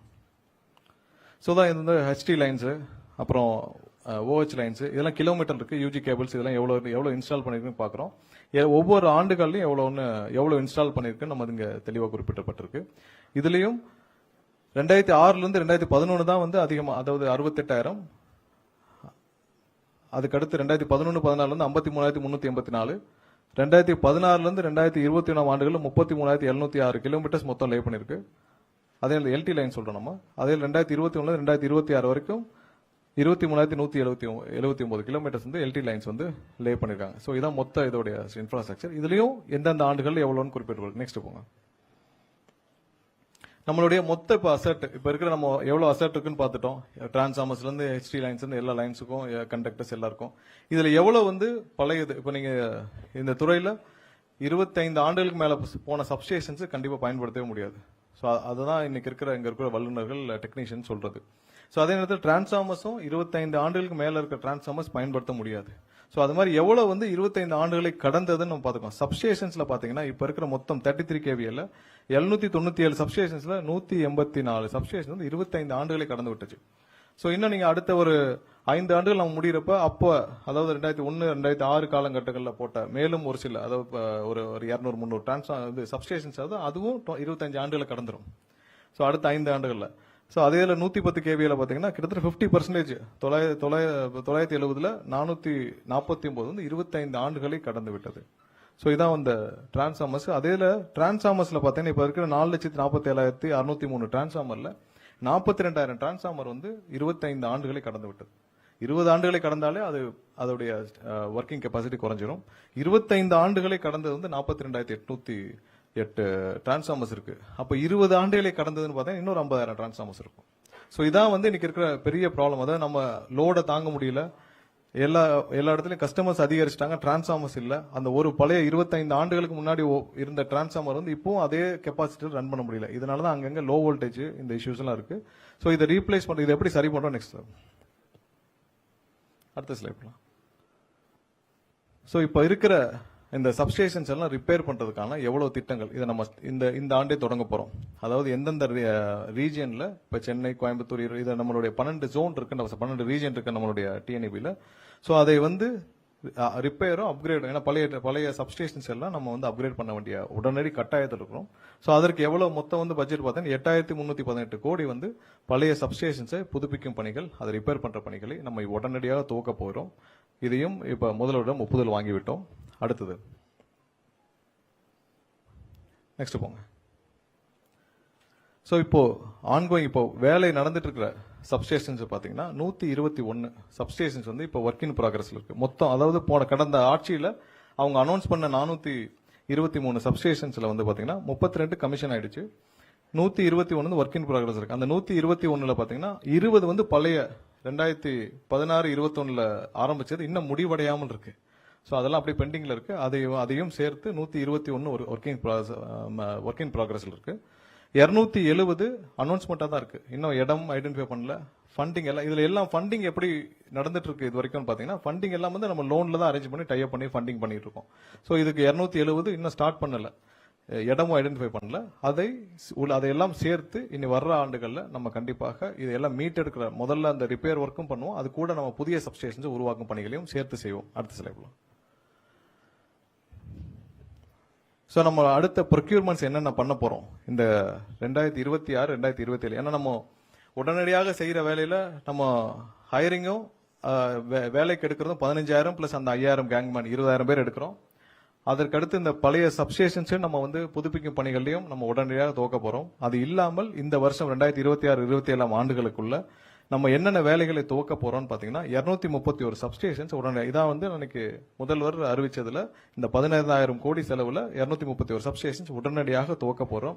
அதுக்கு லேண்ட் அக்யூசிஷன் எல்லாமே முடிஞ்சிருச்சு. உடனடியாக துவக்கும் பணிகள் தான் இப்போ உடனே இருக்கு. அதே நேரத்தில் இஹெச்பி சப்ஸ்டேஷன்ஸ் வந்து பாத்தீங்கன்னா 1056. அதுக்கப்புறம் கடைசியில் டிரான்ஸ்ஃபார்மர் பார்க்கலாம். 60,000 டிரான்ஸ்ஃபார்மர்ஸ் வந்து இந்த வருஷம் ப்ரொக்யூர் பண்ண போறோம். மீட்டர்ஸ் வந்து 21,70,000 மீட்டர்ஸ். ஸோ இதெல்லாம் சேர்த்து 21,512 கோடிக்கு இந்த வருஷம் வந்து நம்ம இன்ஃப்ராஸ்ட்ரக்சர் ஸ்டெபிலைசேஷனுக்காக நம்ம செய்ய போற வேலைகள் இந்த ஆண்டு மட்டும். அடுத்த 4 ஆண்டுகள் என்ன செய்ய போறோம்னு இதுல பார்த்தோம். ஸோ அடுத்த 4 ஆண்டுகள்ல 238 சப்ஸ்டேஷன்ஸ் வந்து நம்ம புதிதாக மேலும் உருவாக்க போறோம். இது இல்லாமல் அடுத்த 4 ஆண்டுகளில் புதிதாக உருவாக்க போறோம். ஸோ இதெல்லாம் என்னென்ன செய்ய போறோம்னு சொல்லிட்டு இதுல டிரான்ஸ்ஃபார்மர்ஸ் மட்டும் 1,50,000 டிரான்ஸ்ஃபார்மர்ஸ் வந்து பிளான் பண்ணிருக்கோம்.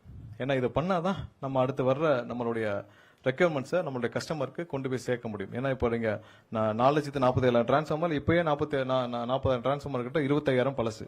ஸோ நம்ம முடிவடையும் படத்தில் 1,00,000 20 ஆண்டுகளுக்கு பின்னாடி இருக்கும். ஸோ அதனால 1,50,000 டிரான்ஸ்ஃபார்மர்ஸையாவது நம்ம வந்து பிளான் பண்ணிருக்கிறோம். அடுத்த ஸ்லைட்.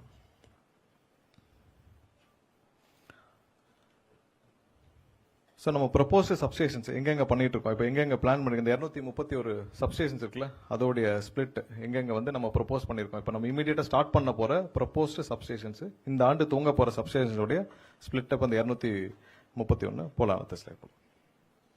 அதான் 2027 இருந்து அடுத்த 4 ஆண்டுகள்ல நம்ம எவ்வளவு சப்ஸ்டேஷன்ஸ் பிளான் பண்ணிருக்கோம்னு சொல்லிட்டு அதோடைய ஸ்பிளிட் அப், அதாவது சென்னை, காஞ்சி அந்த ரீஜன் வைஸ் நம்ம ஸ்பிளிட் அப், இதுல இடமெல்லாம் ஐடென்டிஃபை பண்ணி ஃபண்ட் எல்லாம் நம்ம லோன் டைப் தான் பண்றோம். லோன் டைப்ல இதை எப்படி பண்ண போறோம்னு சொல்லிட்டு அதுக்கான பிளானிங் மொத்தம் வந்து அடுத்த 5 ஆண்டுகள்ல 469 சப்ஸ்டேஷன்ஸ் வந்து உருவாக்கும் பணிகளை நம்ம இப்போதைக்கு திட்டமிட்டிருக்கோம். தேவைக்கேற்ப அதிகரிக்கணும்னாலும் அப்ப தேவைக்கேற்ப அறிவிச்சுக்கலாம். பட் இப்போதைக்கு இன்னைக்கு இருக்கிற சூழ்நிலையில அட்லீஸ்ட் ஃபியூச்சரிஸ்டிக்கா நம்ம வந்து பிளான் பண்றது நம்ம 469 சப்ஸ்டேஷன் வந்து இப்போதைக்கு பிளான் பண்ணிருக்கோம். அடுத்தது இது ரொம்ப முக்கியமானது. ஏன்னா ஆன்கோயிங் நம்ம வந்து தெர்மல் ப்ராஜெக்ட்ஸ், நம்ம ஹைட்ரல் ப்ராஜெக்ட்ஸ்லாம் நம்ம இருக்கு. ஸோ இதெல்லாம் நம்ம ரொம்ப கவனிக்க வேண்டிய விஷயம். நிறைய ப்ராஜெக்ட்ஸ் வந்து பல ஆண்டுகளாக 10-15 ஆண்டுகளாக நம்ம வந்து ஆரம்பிச்சிருக்கோம். ஸோ அது எப்போ முடிக்கணும், எந்த காலாண்டு, எவ்வளவு திட்டமிடல், ஏன்னா ஒவ்வொரு அரசும் மாறி மாறி வந்த காரணத்தினால், இந்த 5 வருஷம் அந்த 5 வருஷம் மாத்தி மாத்தி வந்த காரணத்தினால் ஸோ நிறைய ப்ராஜெக்ட்ஸ் வந்து அதோடைய கண்டினியூட்டி இல்லாம போன விஷயங்கள் இருக்கு. ஸோ நீங்க எண்ணூர்ல பாத்தீங்கன்னா 2013 ஆரம்பிக்கப்பட்ட ப்ராஜெக்ட் சுமார் வந்து 9,799 கோடியில திட்டமிடப்பட்டு ஆரம்பிக்க இப்போ டோட்டல் காஸ்ட் இப்போ அடிஷ்னலா வந்து 7,252 கோடி தேவைப்படுது அந்த ப்ராஜெக்ட் முடிக்கிறதுக்கு. ஸோ அதற்கான பணியும் இப்போ விரைவாக முதல்வர் அன்னைக்கு ரிவ்யூ பண்ணிட்டு விரைவாக முடிக்கும் பணிகளை துவக்கிட்டு அதே தான் உடன்குடிக்கும் இப்போ அடிஷனலா வந்து 818 கோடி தேவைப்படுது. அதுவும் 2013ஆம் ஆண்டு ஆரம்பிக்கப்பட்டது. அடுத்த ரெண்டு வந்து நம்ம ரொம்ப பேசப்பட வேண்டிய விஷயம் என்னன்னா, இந்த இடிபிஎஸ் நம்ம இங்க தெர்மல் எக்ஸ்பான்ஷனுக்கு 2012ஆம் ஆண்டு ஆரம்பிக்கப்பட்ட அந்த ப்ராஜெக்ட் வந்து திட்டமிடப்பட்ட போது 6380 கோடியில் திட்டமிடப்பட்டு அதுல வந்து 2871 கோடி செலவுகள் செஞ்சு கடந்த 2 வருஷமா அப்படியே கிடப்பில் போடப்பட்டுள்ளது. ஃபீசிபிலிட்டி இல்லை, என்ன ப்ராப்ளம்னு தெரியல, அப்படியே கிடப்பில் போடப்பட்டு இது வரைக்கும் அதுல செலவு செஞ்சது மட்டும் 2871 கோடி செலவு செய்து அப்படியே கிடப்பில் விட்டு விட்டார்கள். ஸோ அதை நம்ம எக்ஸ்பர்ட்டை வச்சு அசஸ் பண்ணி என்ன செய்யலாம்னு பார்க்கணும். அதுக்கடுத்து இந்த உப்பூர் வந்து நம்ம பேச வேண்டிய விஷயம். உப்பூரும் அதே மாதிரி தான் 2010 அந்த திமுக ஆட்சி காலத்தில் துவங்கப்பட்டது. 12,778 கோடி செலவில் திட்டமிடப்பட்டது. இப்போ வந்து பாத்தீங்கன்னா 5,920 கோடி இது வரைக்கும் செலவு பண்ணி முடிச்சிட்டாங்க. ஆனால் கடந்த 5 ஆண்டுகளாக 2021 அது ஸ்டாப்ட் இல்ல, தப்பா இருக்கு. அது 2021 அது வந்து கிடப்பு, அதுல இருந்து அப்படியே கிடப்புல கிடக்கு அந்த உப்பூர் பிளான்ட். 5 ஆண்டுகளாக எந்த வேலையும் செய்யல, 5 ஆண்டுகள் அப்படியே கிடப்புல இருக்கு. ஸோ இதையும் முதல்வர் அசஸ் பண்ணி அன்னைக்கு ரிவ்யூ பண்ணி முடிச்சுட்டு உடனடியாக இதையும் முடிக்க சொல்லியிருக்கிறார். ஏன்னா இவ்வளவு செலவு பண்ணியாச்சு மக்களோட வரி பணத்தை எடுத்து. அந்த உப்பூருக்குலாம் வந்து கேட்ட வரைக்கும் அதுக்கு வாங்கின கடனும் செலுத்தப்பட்டு விட்டுச்சான். வாங்கின கடனையும் செலுத்தியாச்சு, ஆனால் அது அனைத்தும் அப்படியே கிடப்பில் போட்டு ஒரு ஓரமாக போட்டு வச்சிருக்காங்க. ஸோ இவ்வளவு வாங்கின கடந்த 5 ஆண்டுகள் இவங்க வாங்கின கடன், இவங்க இன்க்ரீஸ் பண்ண ரெவன்யூ, இது எதுலையும் இந்த இதில் ஃபோக்கஸ் பண்ணவே இல்லை. ஸோ நம்ம அடிஷனலா ஏதாவது ப்ராஜெக்ட்ஸ் பண்ணாங்களா? இல்லை. அடுத்து போங்க. ஸோ கடந்த இதில் ஹைடல் ப்ராஜெக்ட்ஸ்ல என்னென்ன இப்போ பம்ப் ஸ்டோரேஜ்ல நிறைய நம்ம ஃபோக்கஸ் பண்றோம். ஏன்னா பீக் ஹவர்ஸ் மேனேஜ்மெண்ட்டுக்காக ஃபோக்கஸ் பண்றது. அதுவும் வந்து 2016-21 ஆண்டுகளில் ஆரம்பிக்கப்பட்டது. இந்த குந்தா ப்ராஜெக்ட்ஸும் அதே மாதிரி தான். ஸோ இதெல்லாம் திட்டமிடப்பட்டு எவ்வளோ அடிஷனல் ரெவன்யூ இப்போ தேவைப்படுது இப்போ இந்த 2 ப்ராஜெக்ட்டுக்கும். ஸோ இதெல்லாம் விரைவாக இந்த ஆட்சி காலத்தில் முதல்வரும் உத்தரவிட்டிருக்கிறார். சீக்கிரமா முடிச்சு நம்ம துவக்கும் பணிகள்ல இருக்கிறோம். ஸோ அதெல்லாம் விரைவாக ஆய்வு செய்து அடுத்தடுத்த கட்டத்தில் சீக்கிரமா முடிக்கிற வேலையில நம்ம இப்போ பண்ணியிருக்கிறோம். அடுத்தது போங்க. ஸோ இதுல ப்ரீவியஸ்ல இருக்கும். ஸோ இந்த 2லயும் பாத்தீங்கன்னா கடந்த 5 ஆண்டுகளாக எந்த புது ப்ராஜெக்டும் ஆரம்பிக்கல. இப்போ இந்த மாதிரி ஏதாவது ப்ராஜெக்ட் ஏதாவது ஹைட்ரல் தெர்மல் ஏதாவது ஆரம்பிச்சிருக்காங்களா, இனிஷியேட் பண்ணிருக்காங்களா? எதுவும் புதிதாக ஆரம்பிக்கப்படவில்லை. எதுவும் புது அனௌன்ஸ்மெண்ட்டும் பண்ணல. எல்லாம் ஐடென்டிஃபைடோட இருக்கு. பிஓ ரிலீஸ் பண்ணிருக்கு. எந்த இதுவும் புதிதாக துவங்கப்படல. அடுத்தது போல. ஸோ நம்ம கடந்த 4 வாரத்துல என்னென்ன, அதாவது எம்ப்ளாயி ரிலேட்டட்ல எவ்வளவு பேர் ஹையர் பண்றதுக்கான நம்ம வேலைகளை துவங்கி இருக்கணும்னு நம்ம சொல்லியிருக்கிறோம். அதே நேரத்தில் நம்ம வந்து எவ்வளவு இன்ஃப்ராஸ்ட்ரக்சர், அதாவது எவ்வளவு சப்ஸ்டேஷன்ஸ் புதிதாக துவங்க இருக்கிறோம், அதே நேரத்தில் எவ்வளவு டிரான்ஸ்ஃபார்மர் வாங்க இருக்கிறோம், எவ்வளவு புதிதாக எல்லா எக்யூப்மெண்ட்ஸ்ல வாங்க இருக்கு, அனைத்து திட்டமிடலும் செஞ்சு அதற்கான வேலைகள் துவங்கப்பட்டு விட்டுச்சு. அது இல்லாமல் நம்ம இங்க ப்ராசஸ் ஓரியன்டா எவ்வளவு சேஞ்சஸ் நம்ம பண்ணிருக்கோம் நம்ம பாக்குறோம். அதாவது நிறைய அவுட்டேஜஸ் சொல்றாங்க, டெய்லி இவ்வளவு அவுட்டேஜஸ் போகுதுன்னு. ஸோ அந்த அவுட்டேஜஸ் மக்கள் அனைவரும் தெரிஞ்சுக்கொள்ள வேணும், எவ்வளவு அவுட்டேஜஸ் ஒவ்வொரு நாள் இருக்குன்னு சொல்லிட்டு. ஸோ அதற்காக கடந்த ஒரு வாரமாக டெய்லி டேஷ்போர்டு எவ்வளவு அவுட்டேஜஸ், அதாவது எந்தெந்த இடத்துல பவர் ஃபெயிலியர் ஆகுது, எவ்வளவு அவுட்டேஜஸ் நம்ம பப்ளிஷ் பண்ணிட்டு வரோம். ஸோ அதுல எவ்வளவு நேரத்தில் அதை ரெக்கவர் பண்றாங்க, எந்தெந்த இடத்துல அவுட்டேஜஸ் ஆகுதுன்னு சொல்லிட்டு நம்ம பப்ளிஷ் பண்ணிட்டு வரோம். இதுவரை நான் பார்த்தவரை 52 to 55 இடங்கள் அதிகமாக அவுட்டேஜஸ் தமிழ்நாடு முழுவதும். அது எவ்வளவு நேரத்தில் ரெக்கவர் பண்றதும் சேர்த்து நம்ம பப்ளிஷ் பண்ணிட்டு வரோம். அது ஒரு புது இனிஷியேட்டிவ். அதுக்கடுத்து கிரீன் ரெனியூவபிள் எனர்ஜில இந்த சோலார், விண்ட் மில் இதெல்லாம் பாத்தீங்கன்னா நம்ம அப்ளிகேஷன்ஸ் இது முன்னாடி எப்படி போயிட்டு இருக்குன்னு தெரியும். பார்ட்டி ஃபண்ட் ரொம்ப கோவம் வந்தது நிறைய பேருக்கு. ஸோ இந்த ரெனியூவபிள் எனர்ஜில இது வரைக்கும் அப்ளிகேஷன் கொடுத்த எல்லாருக்கும் நீங்க போய் கேட்டீங்கன்னா தெரியும் பார்ட்டி ஃபண்ட் என்னன்னு அவங்க சொல்லுவாங்க. இப்பவும் பார்ட்டி ஃபண்ட் கொடுத்துட்டு ஏதாவது கிடைக்காம இருந்துச்சுன்னா கண்டிப்பா சொல்லலாம். அவர்களுக்கு தேவையான அந்த பார்ட்டி ஃபண்ட் யார்கிட்ட கொடுத்தாங்களோ அதை வாங்கி நாங்கள் திரும்ப கொடுக்கறதுக்கும் தயாராக இருக்கிறோம். ஸோ அந்த பார்ட்டி ஃபண்டை கொடுத்துட்டு அதுல பெரிய சிக்கல் இருந்த துறை வந்து அந்த கிரீன் எனர்ஜில சோலார்ல. ஸோ அதுல ஒரு மெகாவாட்டுக்கு இதுவரை ஒரு பெரிய அளவுல 20-25 லட்சம் ரூபாய் வாங்கிட்டு தான் இது வரைக்கும் அப்ளிகேஷன் உள்ள போயிருக்கு. அப்புறம் கமிஷனிங், அந்த இடம் உங்களுக்கு ஏறது வர்றது எல்லாமே சேர்த்து தான் அந்த கிரீன் எனர்ஜில போயிட்டு இருந்துச்சு. ஸோ அதை டிரான்ஸ்பரண்டா ஆக்கும் முயற்சியாக நம்ம வந்து அதுக்கான ஒரு அப்ளிகேஷன் கிரியேட் பண்ணிருக்கோம். முதல் கட்டமாக நம்ம என்ன போறோம்னா பேட்டரி ஸ்டோர்டு போறோம். இனி வர்ற காலங்களில் முதல் கட்டமாக விரைவில் முதல்வருடைய ஒப்புதல் பேர்ல இது லான்ச் செய்யப்படும். முதல் கட்டமா பேட்டரி ஸ்டோர் தான் போறோம். ஏன்னா லோட் ஃப்ளோ ஸ்டடி இல்லாமல் இவர்கள் சரியாக திட்டமிடாமல் எல்லா இடத்துலயும் நிறைய கொடுத்து வச்சிருக்காங்க, சோலாருக்கும் விண்டுக்கும். ஸோ அதனால நிறைய இடத்துல ஹை வோல்டேஜ் நிறைய இருக்கு. அது எவ்வளவு வருது, எவ்வளவு லோடு இருக்கு, எவ்வளவு இல்லைன்னு தெரியல, ரியல் டைம் டேட்டாவே இல்லை. ஸோ அதற்கான முழு அளவில் லோட் ஃப்ளோ ஸ்டடி பண்ணும் பணிகள் கடந்த 3 வாரங்களாக நடந்துட்டு வருது. ஸோ அதை செய்யாமல் நம்ம வந்து புதிதாக அப்ளிகேஷன் துவங்க முடியாது. அதனால பேட்டரி ஸ்டோர்டு மட்டும்தான் அடுத்த வர ஒரு சில நாட்களில் நம்ம அனைத்தும் முடிஞ்சு இப்போ அதுக்கான பாலிசி டிஃபைனிங் வந்து நம்ம ரெடி பண்ணிட்டு இருக்கோம். நம்ம இந்த டிஎன்இபியில் வந்து இவ்வளவு பெரிய ஒரு துறை, ஒரு டெக்னிக்கலான துறை, எலக்ட்ரிக்கல்ல இவ்வளவு பெரிய இந்தியாவிலே ஒரு மிகப்பெரிய துறையாக வளர்ந்துக்க வேண்டிய துறையில இது வரைக்கும் R&D டீமே இல்லை. ஸோ அதனால் நம்ம புதிதாக R&D டீம் ஒன்று உருவாக்கப்பட்டு நம்ம ஐஐடியோட கொலாபரேஷன் பண்ணியிருக்கோம். விரைவில் அதுக்கான கொலாபரேஷன் நம்ம சைன் ஆகிடும். ஸோ அவரெல்லாம் உள்ளடக்கி தான் நம்ம வந்து இப்போ பாலிசி டிசைனிங்கில் டிஃபைனிங் பண்ண போகிறோம். ஏன்னா ரெனியூபிள் எனர்ஜியில் எவ்வளோ பேட்டரி ஸ்டோர் வேணும், எவ்வளோ பண்ணணும், என்ன மாதிரியான பாலிசி கொண்டு வந்து எல்லாம் டிஃபைன் பண்ணி ஒரு சில ஒரு 10 நாட்களுக்குள்ளே இதை நம்ம லான்ச் பண்ணிடுவோம். ஸோ இனிமேல் வந்து ஒரு டிரான்ஸ்பரண்டாக எங்கெங்கெல்லாம் நீங்கள் அவைலபிள் இருக்கோ நீங்கள் அப்ளிகேஷன் கொடுக்கலாம், எந்த பார்ட்டி ஃபண்டும் கிடையாதுன்றதை திரும்பவும் கோட் பண்ணிக்கிறோம். அடுத்தது கிளவுட் ஆடிட்டிங்னு ஒரு சிஸ்டம் வந்து கடந்த 5 வருஷமா பண்ணியிருக்காங்க. இது நம்ம ரொம்ப குறிப்பிட்டு சொல்ல வேண்டிய விஷயம் என்ன, இந்த கான்ட்ராக்ட் ஸ்டாஃபிங்ல கிளவுட் ஆடிட்டிங்னு ஒன்று வச்சிருக்காங்க. யார் யாரெல்லாம் வந்து கான்ட்ராக்ட் ஸ்டாஃபிங் வச்சிருக்காங்களோ அவங்க எல்லாம் வந்து ஒரு வெளியில ஒரு எக்ஸ்டர்னலா ஒரு டீம் இருக்காங்க. அந்த டீம்கிட்ட போய் இவங்க போய் பில்ஸை சப்மிட் பண்ணிட்டா அவங்க சிக்னேச்சர் பண்ணாதான் இங்க பில்லே சாங்ஷன் ஆகுது. ஆனா அவங்ககிட்ட வேலை பார்க்குற அந்த தொழிலாளர்கள், ஒப்பந்த தொழிலாளர்களுக்கு சரியான சம்பளம் போதா இல்ல, சரியா இஎஸ்ஐ பிஎஃப் கட்டுறாங்களா இல்ல. ஸோ சம்பளமும் போகாமல் இஎஸ்ஐ பிஎஃப்பும் கட்டாமல் எவ்வளவு பேர் 100 பேர் இருக்காங்கன்னா 100 பேர் இருக்காங்களான்ற அக்கௌண்ட் யார்ட்டையுமே இல்லை. அதெல்லாம் அந்த கிளவுட் ஆடிட்டிங்னு ஒரு டீம்ல இருக்கு. ஸோ இது என்னன்னா முற்றிலும் வந்து முறைகேடு செய்யறதுக்காக மட்டும் உருவாக்கப்பட்ட ஒரு பிளான் மாதிரி தான் இருக்கு. ஏன்னா நீங்க டிஎன்இபிலே இவ்வளவு பேர் இருக்கப்ப நம்மளே வெரிஃபை பண்ணி கொடுக்காம எதுக்கு கிளவுட் ஆடிட்டர்னு எக்ஸ்டர்னல் ஆடிட்டர்? ஏன்னா நீங்க 100 பேர் வேலை பாக்குறீங்கன்னா 100 பேருக்கு கையெழுத்து நீங்க போடணும்னா 100 பேருக்கும் ஒரு பில் அப்ரூவ் பண்றதுக்கு முன்னாடி ஒருத்தரை பார்த்துட்டு வாங்கன்னு சொல்ற மாதிரி தான் இந்த சிஸ்டம் இருந்துச்சு. இது இருக்கிற நம்ம வெண்டர் மேனேஜ்மெண்ட் மீட்டிங் வச்சிருந்தோம், கடைசியாக கலைவாணர் அரங்கத்தில் வச்சிருந்தோம். அதுல பலர் இதை சுட்டி காட்டினார்கள். அடுத்த நாளே இது ரத்து செய்யப்பட்டது.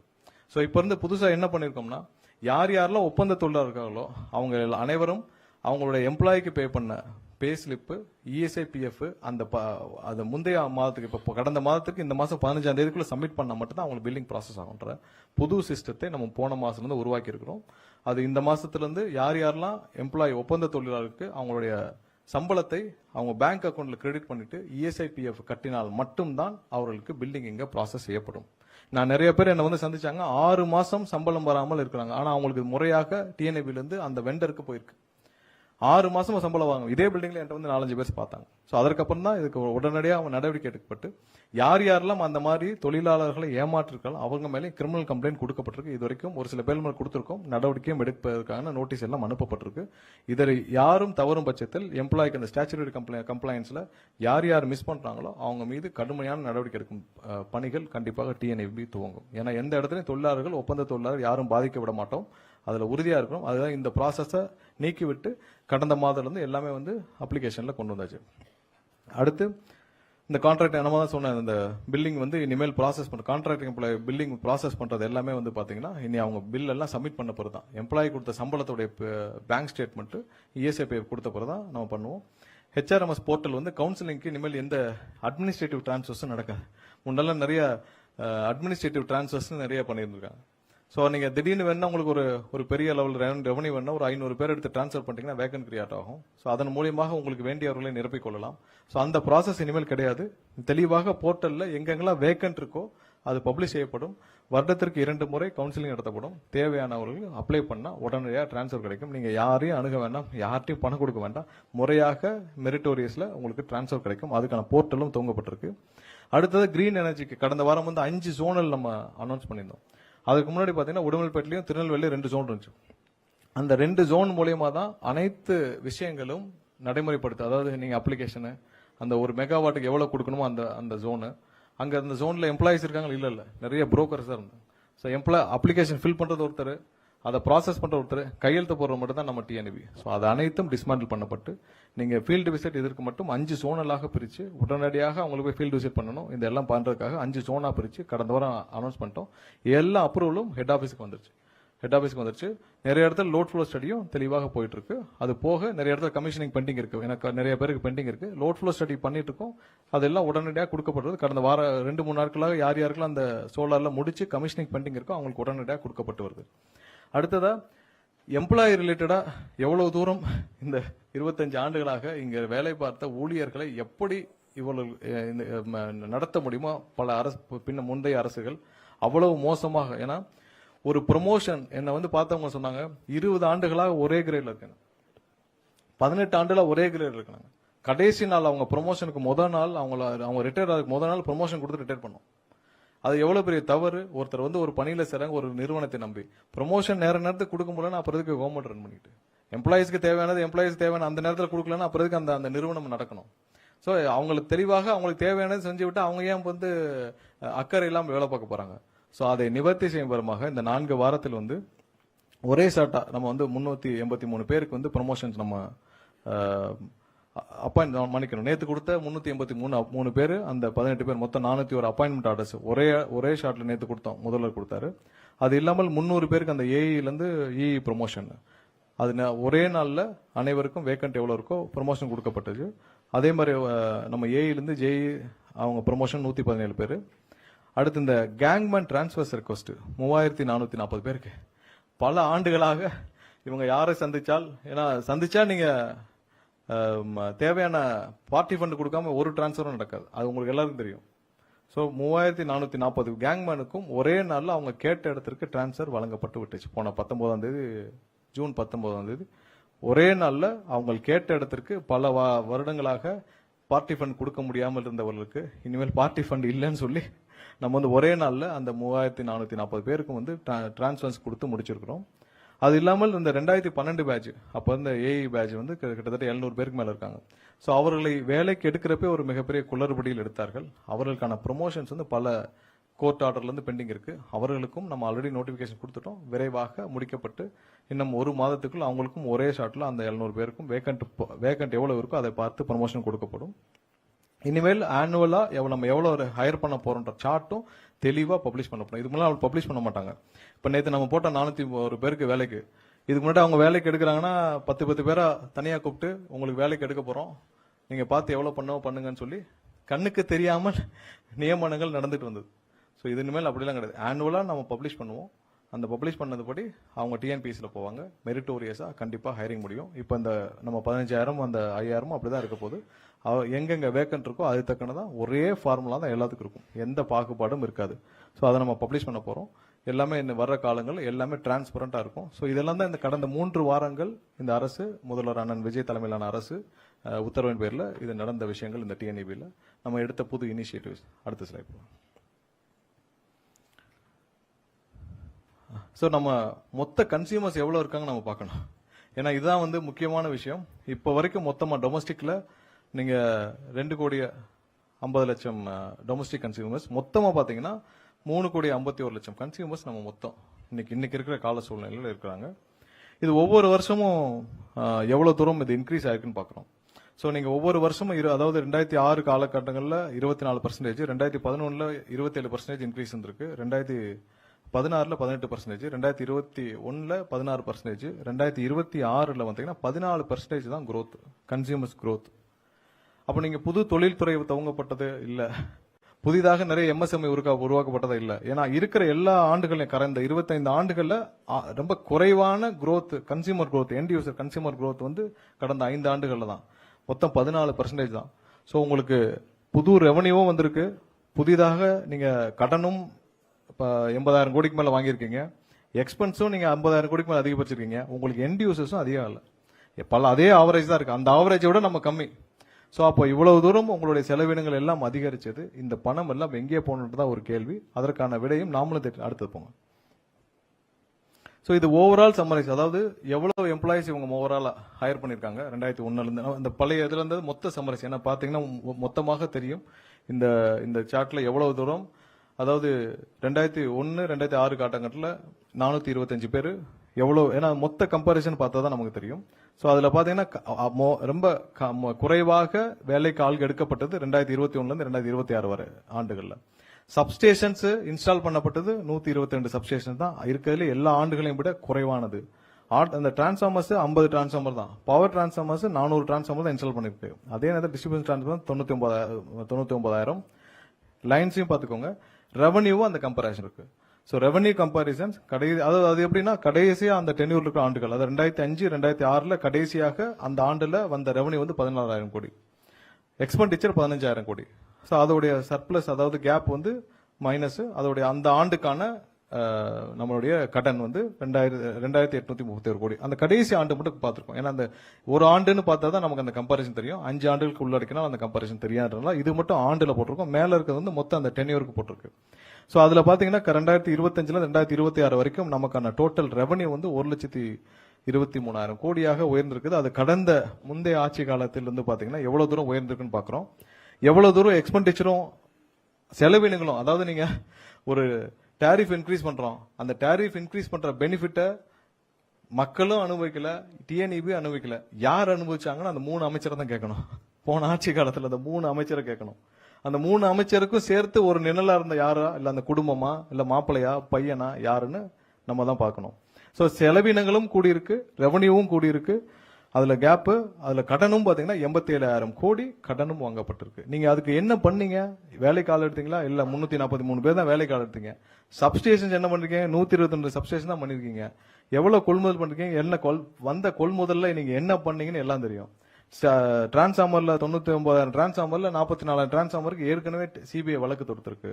நீங்க அங்க 1,400 கோடிக்கு வாங்கின டிரான்ஸ்ஃபார்மர்ல 397 கோடி ரூபாய் நீங்கள் முறைகேடு செய்ததாக, அரசுக்கு இழப்பு ஏற்பட்டதாக அந்த ஒரு டிரான்ஸ்ஃபார்மர் ப்ரொக்யூர்மெண்ட்ல மட்டும் உங்களுக்கு கம்ப்ளைண்ட் இருக்கு.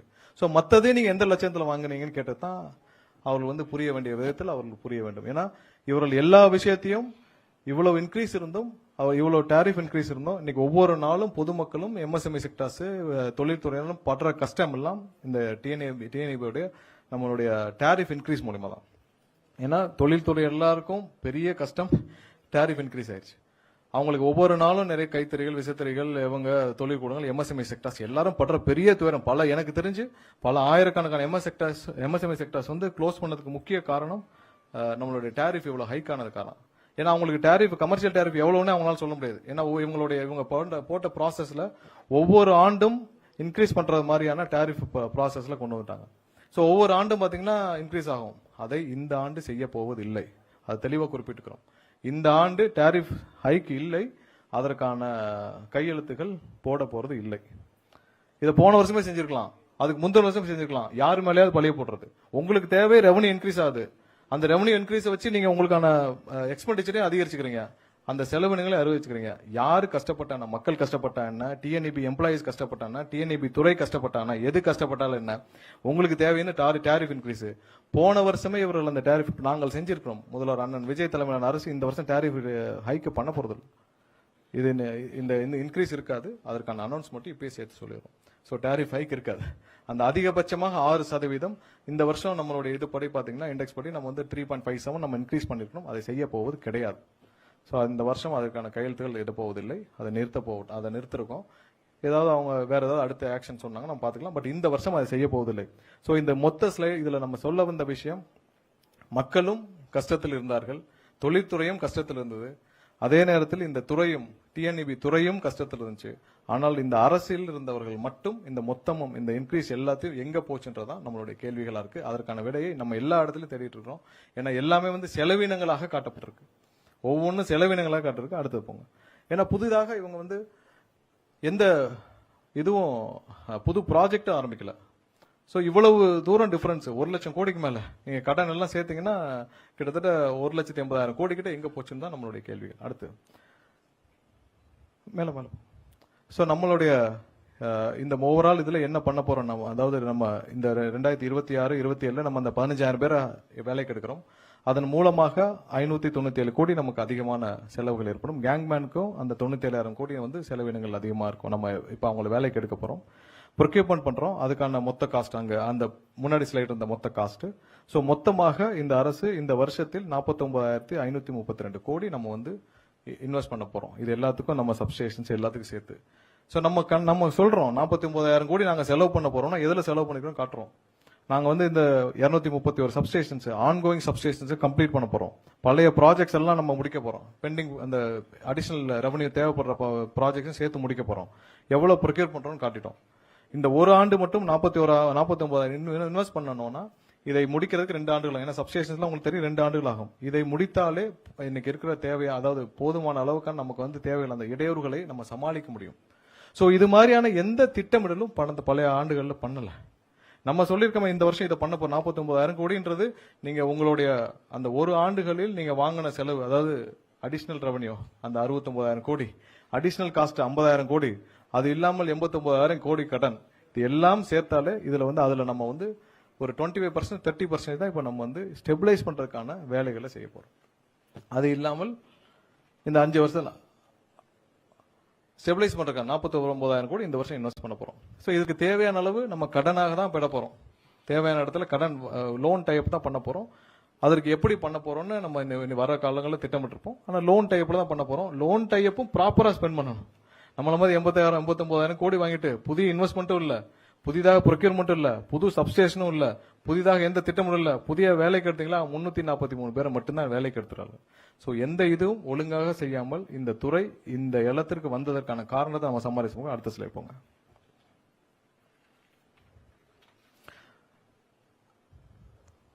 ஸோ நம்ம அடுத்து என்னென்ன செய்ய போறோம், நம்ம புதிதாக என்ன செய்ய போறோம்னு பார்க்குறோம்.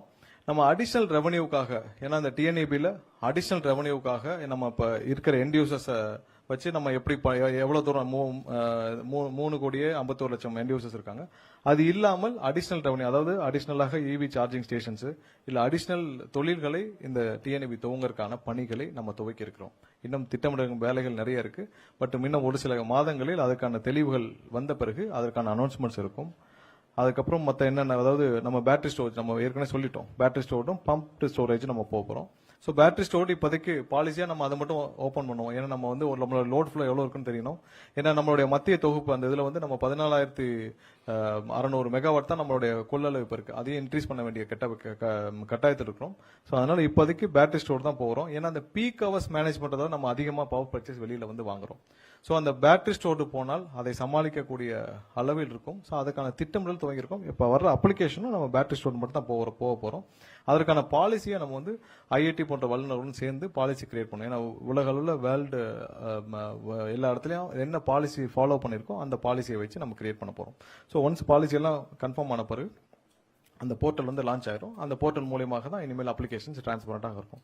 ஸோ இதெல்லாம் நம்ம இப்போ இருக்கு திட்டமிட்டு இருக்கிற விஷயங்கள். இது மேலேயே சம்மரைஸ் பண்ணிருக்கோம். ஏன்னா அந்த ஷார்ட் டேர்ம் கான்ட்ராக்ட்ஸ் எல்லாம் நம்ம நிப்பாட்டிட்டு நம்ம லாங் டேர்ம் கான்ட்ராக்ட்ஸ்க்கு போக போறோம். இன்னும் எங்கெங்கெல்லாம் லீக்கேஜஸ் இருக்கோ அதை சரி பண்ணும் வேலைகளையும் நம்ம துவக்கிருக்கிறோம். ஸோ முற்றிலுமாக நீங்கள் அனைவரும் எதிர்பார்த்த இந்த வெள்ளை அறிக்கை. ஏன்னா இந்த துறை எந்த இடத்துல இருந்து ஆரம்பிச்சது, எவ்வளவு பேர் வேலை பார்த்தார்கள், எதை நோக்கி பயணிச்சிட்டு இருக்கு, இந்த துறையில என்னென்ன செய்ய வேண்டி இருக்கு நம்ம சொல்லியிருக்கோம். இந்த துறையில எல்லாம் பொதுவாக இல்ல நேத்து வரைக்கும் நல்லா இருந்துச்சு இன்னைக்கே இப்படி ஆச்சுன்ற கேள்விகளுக்கும் நம்ம விடையதில் சொல்லிடுறோம். கடந்த 25 ஆண்டுகளாக எவ்வளவு பேர் பணியாற்றினார்கள், எவ்வளவு தூரம் இந்த துறை ஒவ்வொரு இடத்துலயும் வளர்ந்துருக்கு, எவ்வளவு செய்ய வேண்டிய விஷயங்கள் நம்ம மிஸ் பண்ணிருக்கோம், ஏன் இவ்வளவு கடன் சுமை இந்த இடத்துக்கு போயிருக்கு, அதை ப்ராப்பரா இன்வெஸ்ட்மெண்ட் ஆயிருக்கா இல்ல, தேவையான ஆட்கள் எடுக்கப்பட்டாங்களா இல்ல, தேவையான அளவு இன்ஃப்ராஸ்ட்ரக்சர் இன்வெஸ்ட்மெண்ட்ஸ் நடந்திருக்கா இல்ல, தேவையான அளவு வந்து இங்க இருக்கிற பயனாளர்களுக்கு எண்ட் யூசர்ஸ்க்கு அவங்களுக்கு தேவையான பணிகளை செய்யப்பட்டதா இல்ல, எல்லாம் அதிகப்படியான செலவினங்கள் மட்டுமே செய்யப்பட்டு டோட்டலா மிஸ்மேனேஜ் பண்ணப்பட்டதோட விளைவாக இன்னைக்கு இவ்வளவு பெரிய கடன் சுமையோடு 2,50,000 கோடி அளவுக்கு கடன் சுமையோடு பணியாளர்களும் ஒவ்வொருத்தரும் 4 பேர், ஒருத்தர் வந்து 4 பேர் செய்யக்கூடிய வேலையிலும் செஞ்சு ஒட்டுமொத்த தமிழக மக்களும் கஷ்டப்படுற அளவுக்கு கொண்டு வந்து விட்டதற்கான விடையை நம்ம இப்ப சொல்லியிருக்கோம். கண்டிப்பா இந்த துறையை நம்ம அடுத்தடுத்த கட்டத்திற்கு மேம்படுத்துற வேலைகளை துரிதமா செஞ்சிருக்கோம். இது 4 வாரத்தில் நம்ம செய்த விஷயங்கள், நம்ம திட்டமிட்டப்பட்ட விஷயங்கள், நம்ம என்ன செய்ய போறோன்ற விஷயங்கள், இது அனைத்தும் துரிதமாக ஒவ்வொரு நாளும் 7 மணி நேரம் 8 மணி நேரம் நம்ம உட்கார்ந்து இங்க இங்க இருக்கிற நம்ம சிஎம்டி உட்பட செக்ரட்டரி உட்பட இங்க இருக்கிற அனைத்து டைரக்டர் உட்பட எம்டி எல்லாரும் சேர்ந்து ஒவ்வொரு நாளும் 7-8 மணி நேரம் நம்ம உட்காந்து திட்டமிட்டு இருக்கோம். ஒவ்வொரு நாளும் அடுத்தடுத்த வே ஃபார்வர்டிங்ல நம்ம போயிட்டு இருக்கோம். கண்டிப்பா அடுத்த வர்ற ஒரு சில மாதங்களில் ஒரு சில ஆண்டுகளில் இந்த துறையை மேம்படுத்துறதுக்கான வேலைகளை முழு அளவில் ஒவ்வொரு நாளும் அதை நோக்கி தான் பயணிச்சுட்டு இருக்கும். ஏன்னா இந்த வருஷமே 20,000 பேர் உள்ள வராங்கன்றதே ஒரு பெரிய விஷயம். அது இல்லாமல் புதிதாக எங்கெங்க நம்ம இன்வெஸ்ட் பண்ண போறோம்னு சொல்லியிருக்கோம், எந்தெந்த இடத்துல இன்வெஸ்ட் பண்ண போறோம்னு சொல்லியிருக்கோம். கம்ப்ளீட் டீடைல் லிஸ்ட் உங்களுக்கு எல்லாருக்கும் இப்போ முடிஞ்ச உடனே கையில கொடுத்துருவாங்க. என்னென்ன இந்த டோட்டல் பிரசன்டேஷனும் இந்த வெள்ளை அறிக்கையும் எல்லாம் கொடுத்துருவோம். கண்டிப்பா இதை மேம்படுத்துறதுக்கான வேலைகள் இன்னும் ஒரு சில ஆண்டுகள், ஏன்னா இவ்வளவு தூரம் பொறையோடு இருக்கிற இடத்துல நம்ம இன்னும் ஒரு சில ஆண்டுகள் பிடிக்கும். ஆனால் அதற்கான வேலையை நாங்கள் வந்தவுடன் துவக்கி விட்டோம் சொல்றது தான் இந்த மீட்டிங். இந்த வெள்ளை அறிக்கை மூலியமாக தமிழக மக்கள் அனைவரும் தெரிந்து கொள்ளிருப்பார்கள் இது இந்த துறை எந்த இடத்துல இருக்கு, எதை நோக்கி பயணிச்சுட்டு இருக்கு. இப்போ இந்த துறையை நம்மளுடைய தமிழக அரசு அண்ணன் விஜய் தலைமையிலான அரசு மட்டும் எடுக்கவில்லை என்றால் இந்த துறை இன்னும் ஒரு சில மாதங்களில் ஒரு சில வருடங்களில் முற்றிலுமாக தனியாருக்கு தாரை வார்க்கப்பட்டிருக்கும். அதை தவிர வேற வழி இல்லை. ஏன்னா இதே நிலைமையில போச்சுன்னா வேற மற்ற ஸ்டேட்டுகள் மாதிரி ஒரு 59% இல்ல 51% நம்ம யாராவது ஒரு பிரைவேட்டுக்கு கொடுத்துட்டு வேற யாராவது அம்பானி அதானி கையில கொடுத்துட்டு நம்ம வந்து தள்ளி நின்று வேடிக்கை பார்க்கக்கூடிய சூழ்நிலை உருவாகி இருக்கும். அதை கண்டிப்பாக தடுப்போம். கண்டிப்பா என்னைக்கும் வந்து உள்ள வந்து தனியார் பார்ட்டிசிபேஷன் நம்ம அலோவ் பண்ண போறதில்ல. ஜென்ரேஷன் மட்டும்தான், பவர் ஜென்ரேஷன் மட்டும்தான் தனியார் இருப்பாங்க. டிஸ்ட்ரிபியூஷன்ஸ்லயும் மற்றதுலயும் இன்ஃப்ராஸ்ட்ரக்சர்ல நம்ம தனியார் பார்ட்டிசிபேஷன் அலோவ் பண்ண போறது கிடையாது. இந்த துறையை மேம்படுத்தும் நம்பிக்கை எங்களுக்கு இருக்கு, நம்ம இந்த அரசுக்கு இருக்கு. கண்டிப்பா மேம்படுத்துறதை நோக்கி நம்ம போயிட்டு இருக்கோம். இன்னும் ஒரு சில ஆண்டுகளில் கண்டிப்பாக முழுமையாக மேம்படுத்துவோம் என்ற நம்பிக்கை முழு அளவில் இருக்குது. அதை நோக்கி தெளிவாக பயணிச்சிட்டு இருக்கோம். கண்டிப்பாக தமிழக மக்களும் இப்போ தெரிஞ்சிருப்பாங்க. எங்களுடைய அழைப்பை ஏற்று இங்க வரிய வந்த அனைவருக்கும் என்னுடைய நன்றியை தெரிவிச்சுக்கிறேன். வேற ஏதாவது கேள்வி இருக்கா?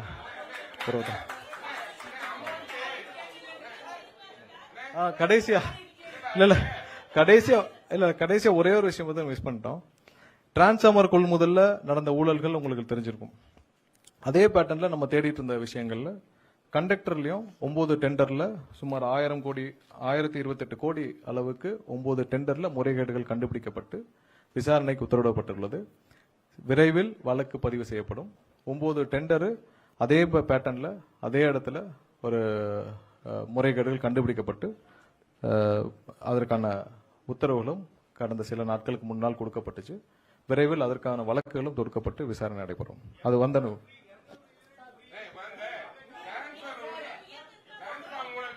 ஏன்னா ஒன்னா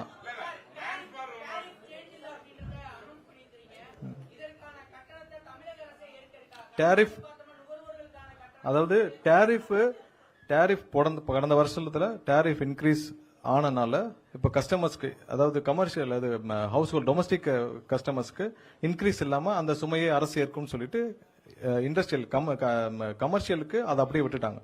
சோ அது நம்ம தான் இப்ப ரைஸே பண்ண போறது இல்லையா, நம்ம தான் இன்க்ரீஸே பண்ண போறது இல்லையா, அப்புறம் எதுக்கு அது கடன் சுமையாக ஏறும்? அது சுமையெல்லாம் ஏறாது. நம்ம இன்க்ரீஸ் பண்ணல. போன மாசம் என்ன டேரிஃப் இருந்துச்சோ அதே டேரிஃப் கண்டினியூ ஆகும். இந்த வருஷத்துக்கான ஒரு டேரிஃப் சேஞ்ச் இருக்குல்ல, அந்த 3.58% அது பண்ண போறது இல்ல. கடந்த வருஷம் 3.31% பண்ணிருக்காங்க. அது பண்ணிருக்காங்க. நம்ம அந்த மாதிரி எதுவும் பண்ண போறது இல்லையா, அதை ஸ்டாப் பண்ணிருக்கோம்.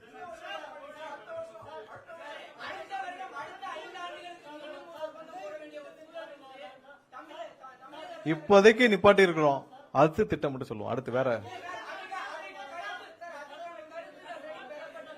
பாருங்க, இந்த வருஷம் டேரிஃப் ரிவிஷன் கிடையாது.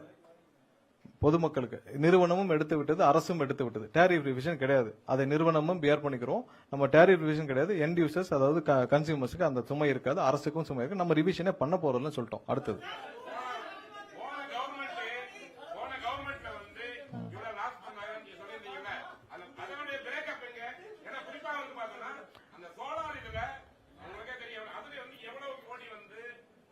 முறைகேடாக சோலார் பேனலுடைய அப்ளிகேஷன்ஸ் ப்ராசஸ் செய்யப்பட்டு முறைகேடாக ஆயிரக்கணக்கான மெகாவாட்டுகள் கொடுக்கப்பட்டது. அதோடைய மொத்த அசஸ்மெண்ட் எடுத்துட்டு இருக்கோம்.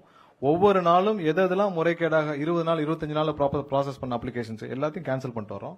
யார் யார் மேலாம் சந்தேகம் இருக்குதோ, லோட் ஃப்ளோ இல்லாமல் பண்ணவங்கலாம் அங்கே நிறுத்தி வைக்கப்பட்டுள்ளது. ஸோ அதில் முழுசும் இது எல்லாத்துலயும் பார்த்தீங்கன்னா எங்கேயுமே டிஜிட்டல் டேட்டா இல்லை, எல்லாம் மேனுவல் டேட்டா எடுத்து அசஸ் பண்ற வேலையில அதுல கண்டுபிடிக்கப்பட்டது இந்த கண்டக்டருடைய ஊழல் எல்லாம், அந்த முறைகேடு எல்லாம், அந்த டெண்டர்ல 9 டெண்டர்ல நடந்த முறைகேடுகள் எல்லாம் அசஸ்மெண்ட் போயிட்டு இருக்கு. எல்லாத்தையும் ரிவைவ் பண்ணிட்டு இருக்கோம். மொத்தமா தமிழகம் முழுவதும் இருக்கிற அனைத்து டிஎன்ஏபியில் இருக்கிற ஸ்டாக்கும் வெரிஃபிகேஷன் பண்ணிட்டு இருக்கோம். எவ்வளவு ஸ்டாக், எவ்வளவு டிரான்ஸ்ஃபார்மர் இருக்கு, எல்லா ஸ்டாக்கும் வெரிஃபிகேஷன் வந்து கடந்த 2 வாரங்களா போயிட்டு இருக்கு. ஒவ்வொரு இடத்துலயும் அதை வீடியோ ரெக்கார்டிங் பண்ணி ஊழியர்கள் 40 டீமுக்கு மேல போட்டு ஸ்டாக் வெரிஃபிகேஷனும் பண்ணிட்டு இருக்கோம். அனைத்தும் வெரிஃபிகேஷன் பண்ணிட்டு இருக்கோம். அனைத்தும் பண்ற வேலையும் நடந்துட்டு இருக்கு. என்னப்பா? இல்ல தெர்மல் எப்படி, தெர்மல்ல எப்படி ஃபங்க்ஷன் ஆகுது, அதோட செலவினங்கள் எல்லாம் காட்டிட்டோம். அதுக்குள்ள அடைக்கிறோம். தெர்மல் பவர் பிளான்டோடைய எக்ஸ்பென்ஸ், அதோடைய ரெவன்யூ எல்லாம் காட்டிட்டோம். அதுக்குள்ள அதோடைய எக்ஸ்பென்ஸ் இருக்கும். நம்ம கோல் வந்து ஒரு சில தெர்மல் பிளான்ட்டுக்கு தான் நம்ம இம்போர்ட் பண்றோம். மத்த எல்லாமே இங்க டிஎன்பிஎல் நம்ம என்டிபிசி மூலமா தான் நம்ம பர்ச்சேஸ் பண்றோம். எதெல்லாம் சந்தேகம் இருக்கு அதெல்லாம் நிறுத்தி வைக்கப்பட்டிருக்கு. அடுத்தது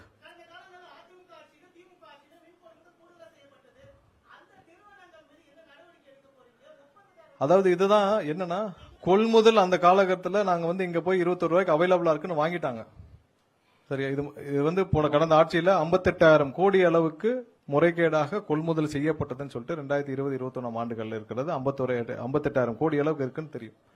சோ அது வந்து ப்ரொக்யூர் பண்ண இடத்துல நீங்க டாக்குமெண்டடா சரியாக விஞ்ஞான ஊழல் செய்தவர்களுக்கு டாக்குமெண்டடா சரி பண்ணி செய்ய தெரியும். அதையும் மீறி ஒரு சில இடத்துல இருக்க கேப்ல தான் அந்த கண்டக்டர் மாதிரியான விஷயங்கள் நம்ம பிடிக்கிறோம். எங்கெங்கெல்லாம் வந்து அவங்க வந்து விஞ்ஞான முறையில் தெளிவாக 50 ஆண்டுகளா செஞ்சவங்களுக்கு இப்பயும் செய்ய தெரியாதா? அதுலயும் மிஸ் பண்ற விஷயங்கள் அந்த டிரான்ஸ்ஃபார்மர் ஊழல், இந்த கண்டக்டர்லாம் சின்ன சின்ன விஷயங்களை பிடிச்சிடும். கண்டிப்பா எல்லாத்தையும் அவங்களும் விசாரிச்சுட்டு இருக்காங்க. அதில் முறைகேடு இருக்க அனைத்தையும் வழக்கு பதிவு செய்யப்பட்டிருக்கு. அதெல்லாம் செய்யப்பட்டும் வரும். வேறதான் என்னப்பா?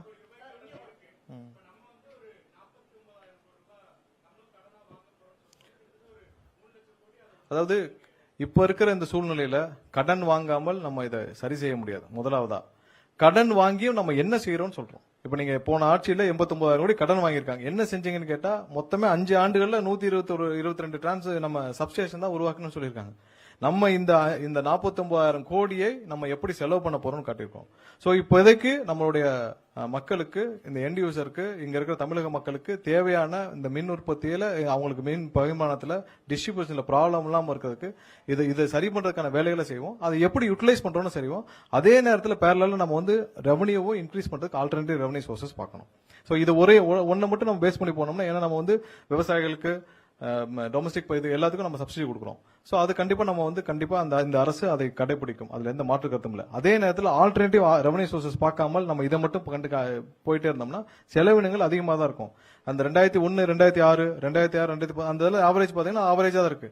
பட் கடந்த 5 ஆண்டுகள் இதோடைய இன்க்ரீஸ் பாத்தீங்கன்னா ரொம்ப ஹியூஜ் இன்க்ரீஸ். அதற்கான இன்ஃப்ராஸ்ட்ரக்சர் எதுவும் செய்யப்படலன்னு நம்ம சொல்லியிருக்கோம். நம்ம இப்ப வர்ற காலங்களில் இது எப்படி மீட்டெடுக்க போறோம்னு சொல்லிருக்கோம். கண்டிப்பா நம்ம வந்து இந்த 49,000 கோடி இப்ப எப்படி செலவு பண்ண போறோம் அப்படின்னு சொல்லிட்டோம். அடுத்து வர்ற ஆண்டுகள் இந்த கடனையும் நம்ம வந்து ஒவ்வொரு வருஷமும் அந்த ரீபேமெண்ட் பிரின்சிபலி ரீபே பண்ணி தான் பண்ணிட்டு இருக்கோம். சோ அதை மீட்டெடுக்கும் வேலைகளையும் நம்ம கண்டிப்பா பண்ணுவோம். இப்பதான் இதுக்கான வேலைகள் துவங்கப்பட்டிருக்கு. இதை மீட்டெடுக்கும் வேலைகளை துவங்கும்.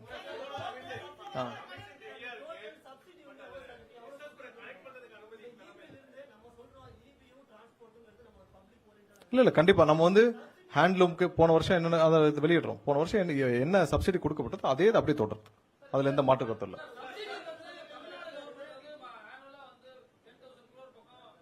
அதற்கு அதை விட அதிகமாவே இருக்கு. 19,000 கோடி கிட்ட அதுக்கான ஸ்பிளிட் அப் நாங்க வெளியிடுறோம்.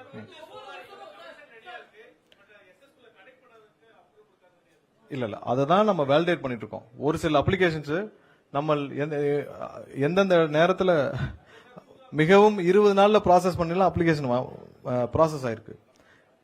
குறைவான நாட்கள்ல அப்ளிகேஷன் ப்ராசஸ் ஆயிருக்கு. சோ அதெல்லாம் நம்ம வந்து வேலிடேட் பண்ணிட்டு இருக்கோம். லோட் ஃப்ளோ ஒரு நிமிஷம் என்னன்னா, லோட் ஃப்ளோ ஸ்டடி நம்ம பண்ணாமல் இதுக்கு மேல நம்ம கமிஷன் பண்ணோம்னா நமக்கு அங்க நிறைய டிரான்ஸ்மிஷன்ல ப்ராப்ளம் இருக்கு. அதை முறையாக பண்ணிட்டு முடிச்ச பிறகு கண்டிப்பா கொடுக்கப்படும்.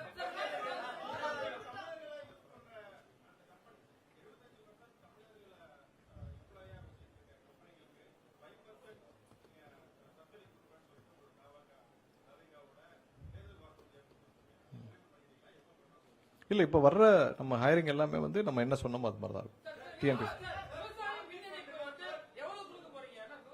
இல்ல அதெல்லாம் இனிமேல் தான் திட்டமிட போறோம். இல்ல ஏற்கனவே பெண்டிங் என்னென்ன இருக்குன்னு பாத்துட்டு இருக்கோம். அது இனிமேல் தான் திட்டமிட போறோம். இந்த வெள்ளை அறிக்கையில இது வரைக்கும் கடந்து வந்து என்ன செய்ய போறோம் பண்ணிருக்கோம். மத்த இந்த மாதிரி விவசாயிகளுக்கு நீ எவ்வளவு நம்ம புது சர்வீஸ் கொடுக்க போறோம். இதெல்லாம் இனிமேல் வர்ற இல்ல இலவச மின்சாரம் கண்டிப்பா தொடரும். அதுல எந்த மாற்று கருத்தும் கிடையாது.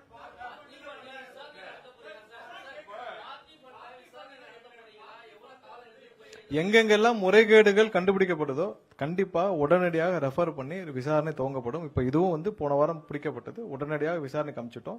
அதுவும் வந்து இன்னும் ஒரு சில நாட்களில் வழக்கு பதிவு செய்யும்னு கேள்விப்பட்டேன்.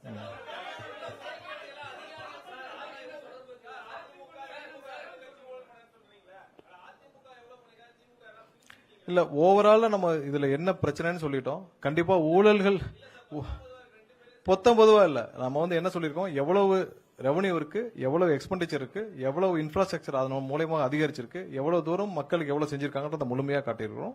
கண்டிப்பா நம்ம என்ன செய்ய போறோம்னு காட்டியிருக்கிறோம்.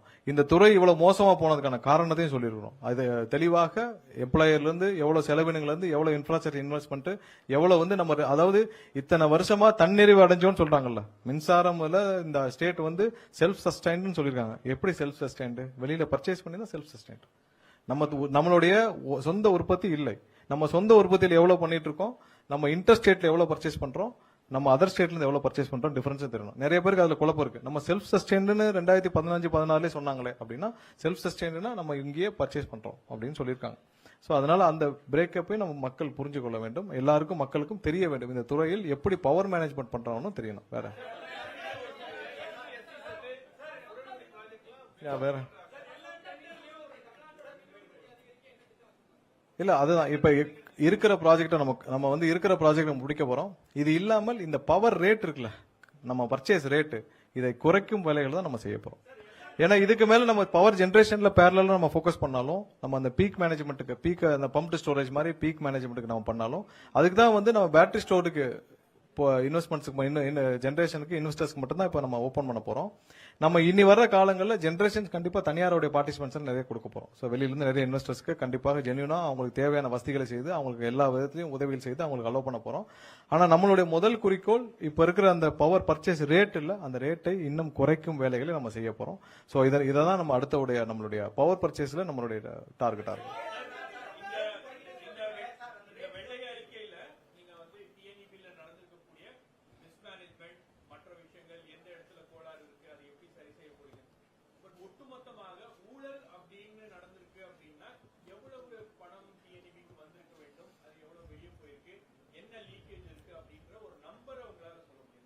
இல்ல இதுல மெயின்டெனன்ஸ்ல எல்லா இடத்துலயும் மெயின்டெனன்ஸ், கான்ட்ராக்ட்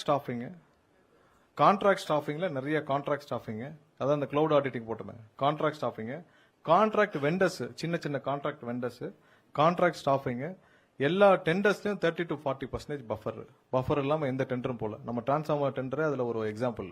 நீங்க பாத்தீங்கன்னா 8 லட்ச ரூபாய் ஒர்த்துள்ள டிரான்ஸ்ஃபார்மர் நம்ம 13 லட்ச ரூபாய் கோட் பண்ணிருக்கோம். 30 to 40% பஃபர். சோ நீங்க எல்லா மொத்த டெண்டரையும் எடுத்தீங்கன்னா எல்லா டெண்டர்லயும் கண்டிப்பா ஒரு 30 to 40% பஃபர் இருந்திருக்கு. கான்ட்ராக்ட் எம்ப்ளாயிஸ் எவ்வளவு பேர் இருந்தாங்க, ரெக்கார்டே இல்ல. அப்ப ரெக்கார்டே இல்லாம கிளவுட் ஆடிட்டிங் ஒரு டீம் தான் ரெக்கார்டு இருக்கும், நம்மகிட்ட கிடையாது. எவ்வளவு வெண்டர்ஸ் இருக்காங்க எல்லாம் கன்சல்டேட் பண்றது. சோ இதன் மூலமாக கண்ணுக்கு தெரியாமல் மிகவும் தெளிவாக அவர்கள் வந்து பணம் வெளியே போயிருக்கு பல வழிகள்ல. சோ அதுதான்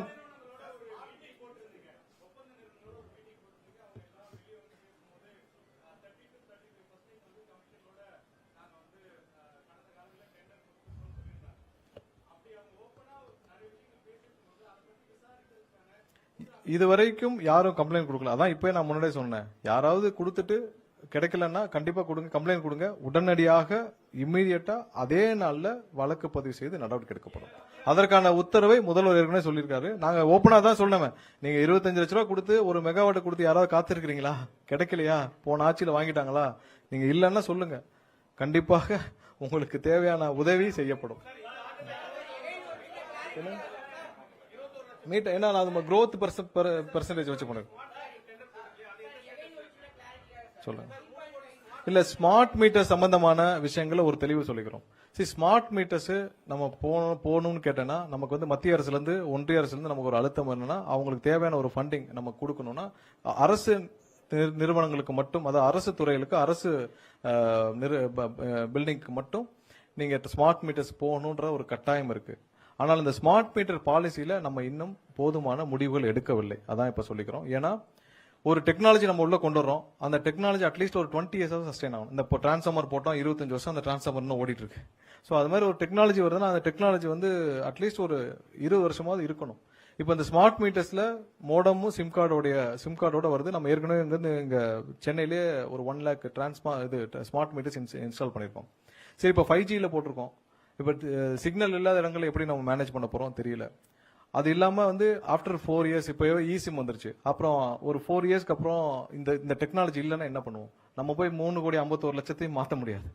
நம்ம இதை மொத்தமா இம்ப்ளிமெண்ட் பண்ணி முடிக்கிற காலங்கள் 5 to 6 வருஷம் எடுக்கும். 30,000 கோடிக்கு மேல செலவினங்கள் ஆகும். நம்ம இதுக்கு வந்து ஒரு 6,000 அசஸஸ் வச்சு எடுத்தோம்னா நம்ம மொத்த செலவே 10,000 கோடிக்குள்ள முடிஞ்சிடும் அவங்க சம்பளமே. ஸோ அதனால நம்ம இதுல இன்னும் முடிவுகள் எடுக்கவில்லை. ஏன்னா வந்து இந்த டெக்னாலஜி 5 வருஷத்துக்கு மேல 10 வருஷத்துக்கு மேல 20 வருஷம் தாக்கு பிடிக்குமா, அந்த அசஸ்மெண்ட் நம்ம முதலாவது வல்லுநர்களை வச்சு நம்ம அசஸ் பண்ணணும்.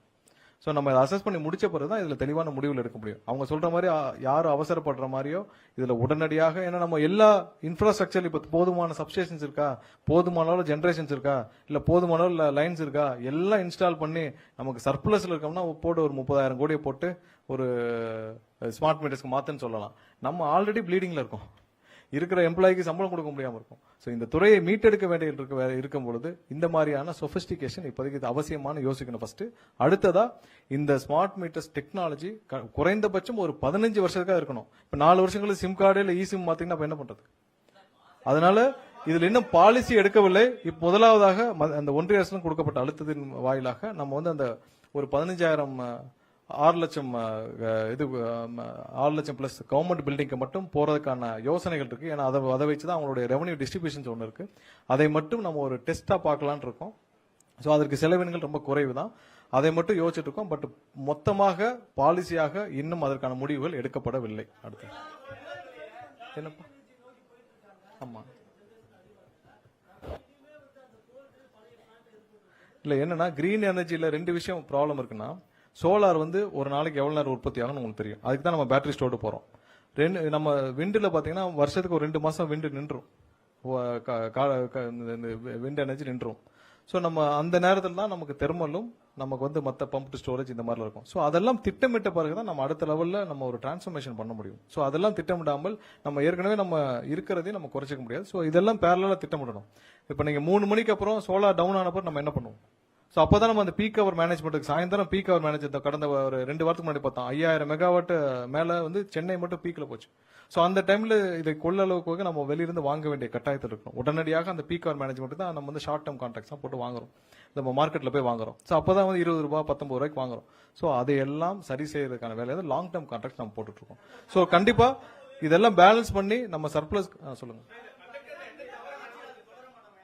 இல்ல ஷார்ட் டேர்ம் கான்ட்ராக்ட்ஸ் எல்லாம் குறைச்சு கொஞ்சம் கொஞ்சமா குறைச்சிட்டு லாங் டேர்ம் கான்ட்ராக்ட்ஸ்க்கு இந்த மாதிரி பீக் அவர் மேனேஜ்மெண்ட் இந்த பம்ப் ஸ்டோரேஜ் வெளியில இப்போ ஆந்திரால ஒரு சில பிளான்ட் இருக்கும், இல்ல வேற ஒடிசால ஒரு சில பிளான்ட் இருக்கும், அவங்ககிட்ட இருந்து நம்ம மொத்தமாக வாங்குறதுக்கான வேலைகள் நடந்துட்டு இருக்கு. ஒரு சில வாரங்களில் ஒரு சில மாதங்களில் அதற்கு எங்கெங்க வாங்குறோம் நமக்கு சொல்லியிருக்கிறோம். அதன் மூலமாக நம்ம அதை பேலன்ஸ் பண்ண போறோம்.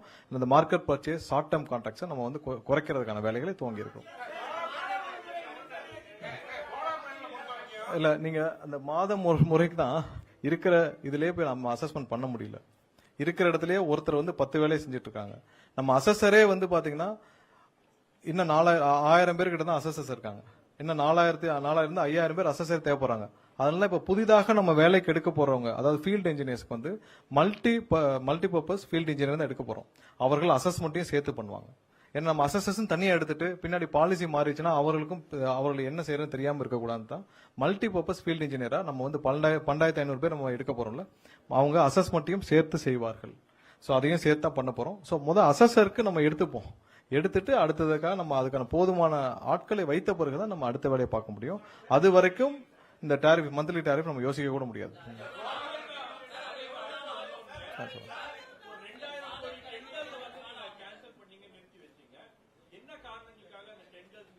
அதாவது பழைய டெண்டர்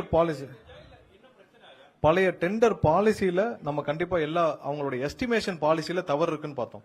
ஏன்னா ஒரு டெண்டர் அவங்க ஃப்ளோட் பண்றாங்க. அந்த டெண்டர்ல வந்து இப்ப நம்ம ஒரு டிரான்ஸ்ஃபார்மர் கொள்முதல் இல்ல கண்டக்டர் கொள்முதலுக்கு எஸ்டிமேஷன் போடுறாங்க. சோ அந்த ப்ராடக்ட் எஸ்டிமேஷன் எப்படி போடுறீங்கன்றதான் நம்மளுடைய கொஸ்டின். ஃபர்ஸ்ட் ப்ராடக்ட் எஸ்டிமேஷன் எப்படி போடுறோம்?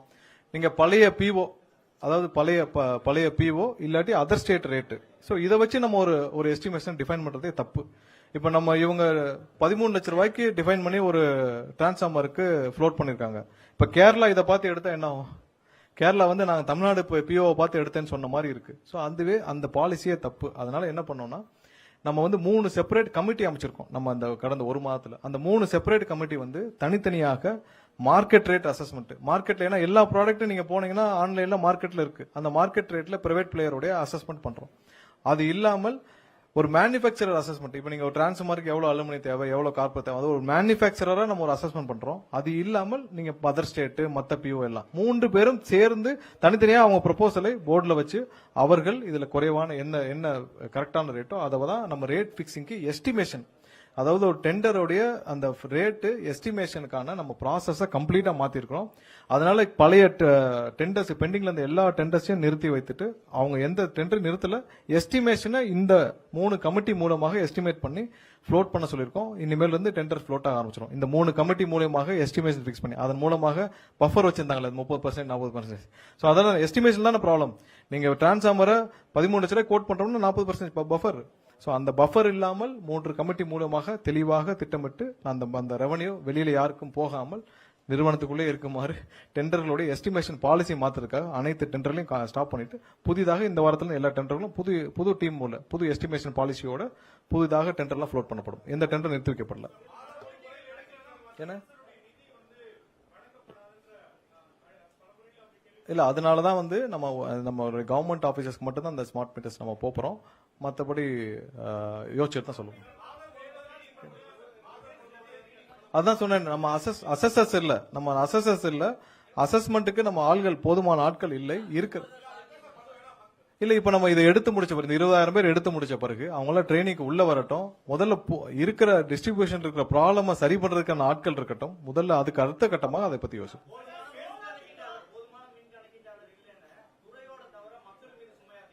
இல்ல அதை ஒத்துக்கிட்டு தானே ஆகணும். நம்ம போதுமான ஆட்கள் இல்ல, நம்ம ஒத்துக்கிட்டு தான் ஆகணும். நம்ம ஒத்துக்கலாம நம்ம தவறான தகவல் நாங்க கொடுக்க முடியாது. அதை சரி செய்யறதுக்கான வேலைகள் தான் செஞ்சிருக்கோம். இது வரைக்கும் அசஸர் எடுக்காமல் ஏன் வச்சிருந்தாங்கன்னு நீங்க நம்ம முந்தைய ஆட்சி காலத்தில் அவர்களுக்கான அதுல சிந்தனையும் இல்லை, இதை எப்படி செய்யணும்னு தெரியல. ஆனா அவங்களுடைய தேர்தல் அறிக்கையில மட்டும் வேகமா கொடுத்துட்டாங்க. அப்ப நீங்க அதை எப்படி சரி பண்ண போறீங்கன்னா அதுக்கு தான் நம்ம மல்டிபர்பஸ் அசஸரா 12,500 பேர் ஒரே அந்த ஆண்டுக்குள்ள எடுக்க போறோம். அவங்க அசஸ்மெண்ட்டையும் சேர்த்து பண்ணுவாங்க. வர்ற இந்த ஆண்டுகளுக்குள்ள எடுத்து முடிக்கிறதுக்கான வேலைகளை தான் நம்ம துவக்கி இருக்கிறோம். டிஎன்பிஎஸ்சி வழியாக நேர்மையாக, நியாயமாக, தெளிவாக, டிரான்ஸ்பரண்டாக இப்ப எப்படி நேற்று நியமனம் நடந்தது 401 பேர் அதே மாதிரி எந்த ஒளிவு மறைவு இல்லாமல் நியமிக்கப்படுவார்கள்.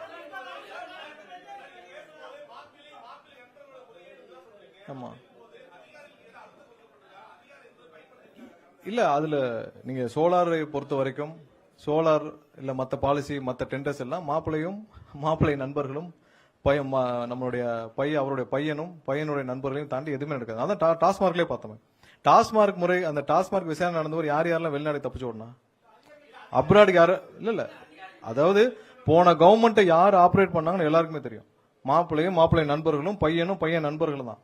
இவர்கள் தான் அந்த கவர்மெண்ட்டே ஆபரேட் பண்ணாங்க. சோ இவரெல்லாம் அந்த கவர்மெண்ட்டே வழிநடத்தினாங்க. யாரையும் அவர்களை பார்க்காமல் ஒரு சின்ன விஷயம் கூட நகராது. அதுல நீங்க மற்ற அதிகாரிகள் நம்ம குறை சொல்ல என்ன பண்றது? கவர்மெண்டோட பாலிசி அந்த முதல்வருடைய பாலிசி அப்படி இருக்கிறப்ப மத்தவர்கள் குறை சொல்ல என்ன பண்றது? அடுத்து போதுமான அளவு நம்ம எல்லா கேள்வியும் முடிச்சாச்சு. கண்டிப்பாக இன்னும் வர்ற ஆண்டுகள்ல அனைத்திற்கும் நம்ம என்ன ப்ராக்ரஸ் பண்றோம் ஒவ்வொரு நேரத்திலும் நம்ம இதே மாதிரி பிரஸ் ரிலீஸ் பண்ணி பிரஸ் மீட் பண்ணி தெளிவுபடுத்துவோம். இப்ப இருக்கிற இந்த துறையை பத்தி நம்ம முழுசா சொல்லி முடிச்சிட்டோம். இங்க வருகை புரிந்த அனைவருக்கும் என்னுடைய மீண்டும் நன்றியை தெரிவித்துக் கொள்கிறேன். நன்றி, வணக்கம்.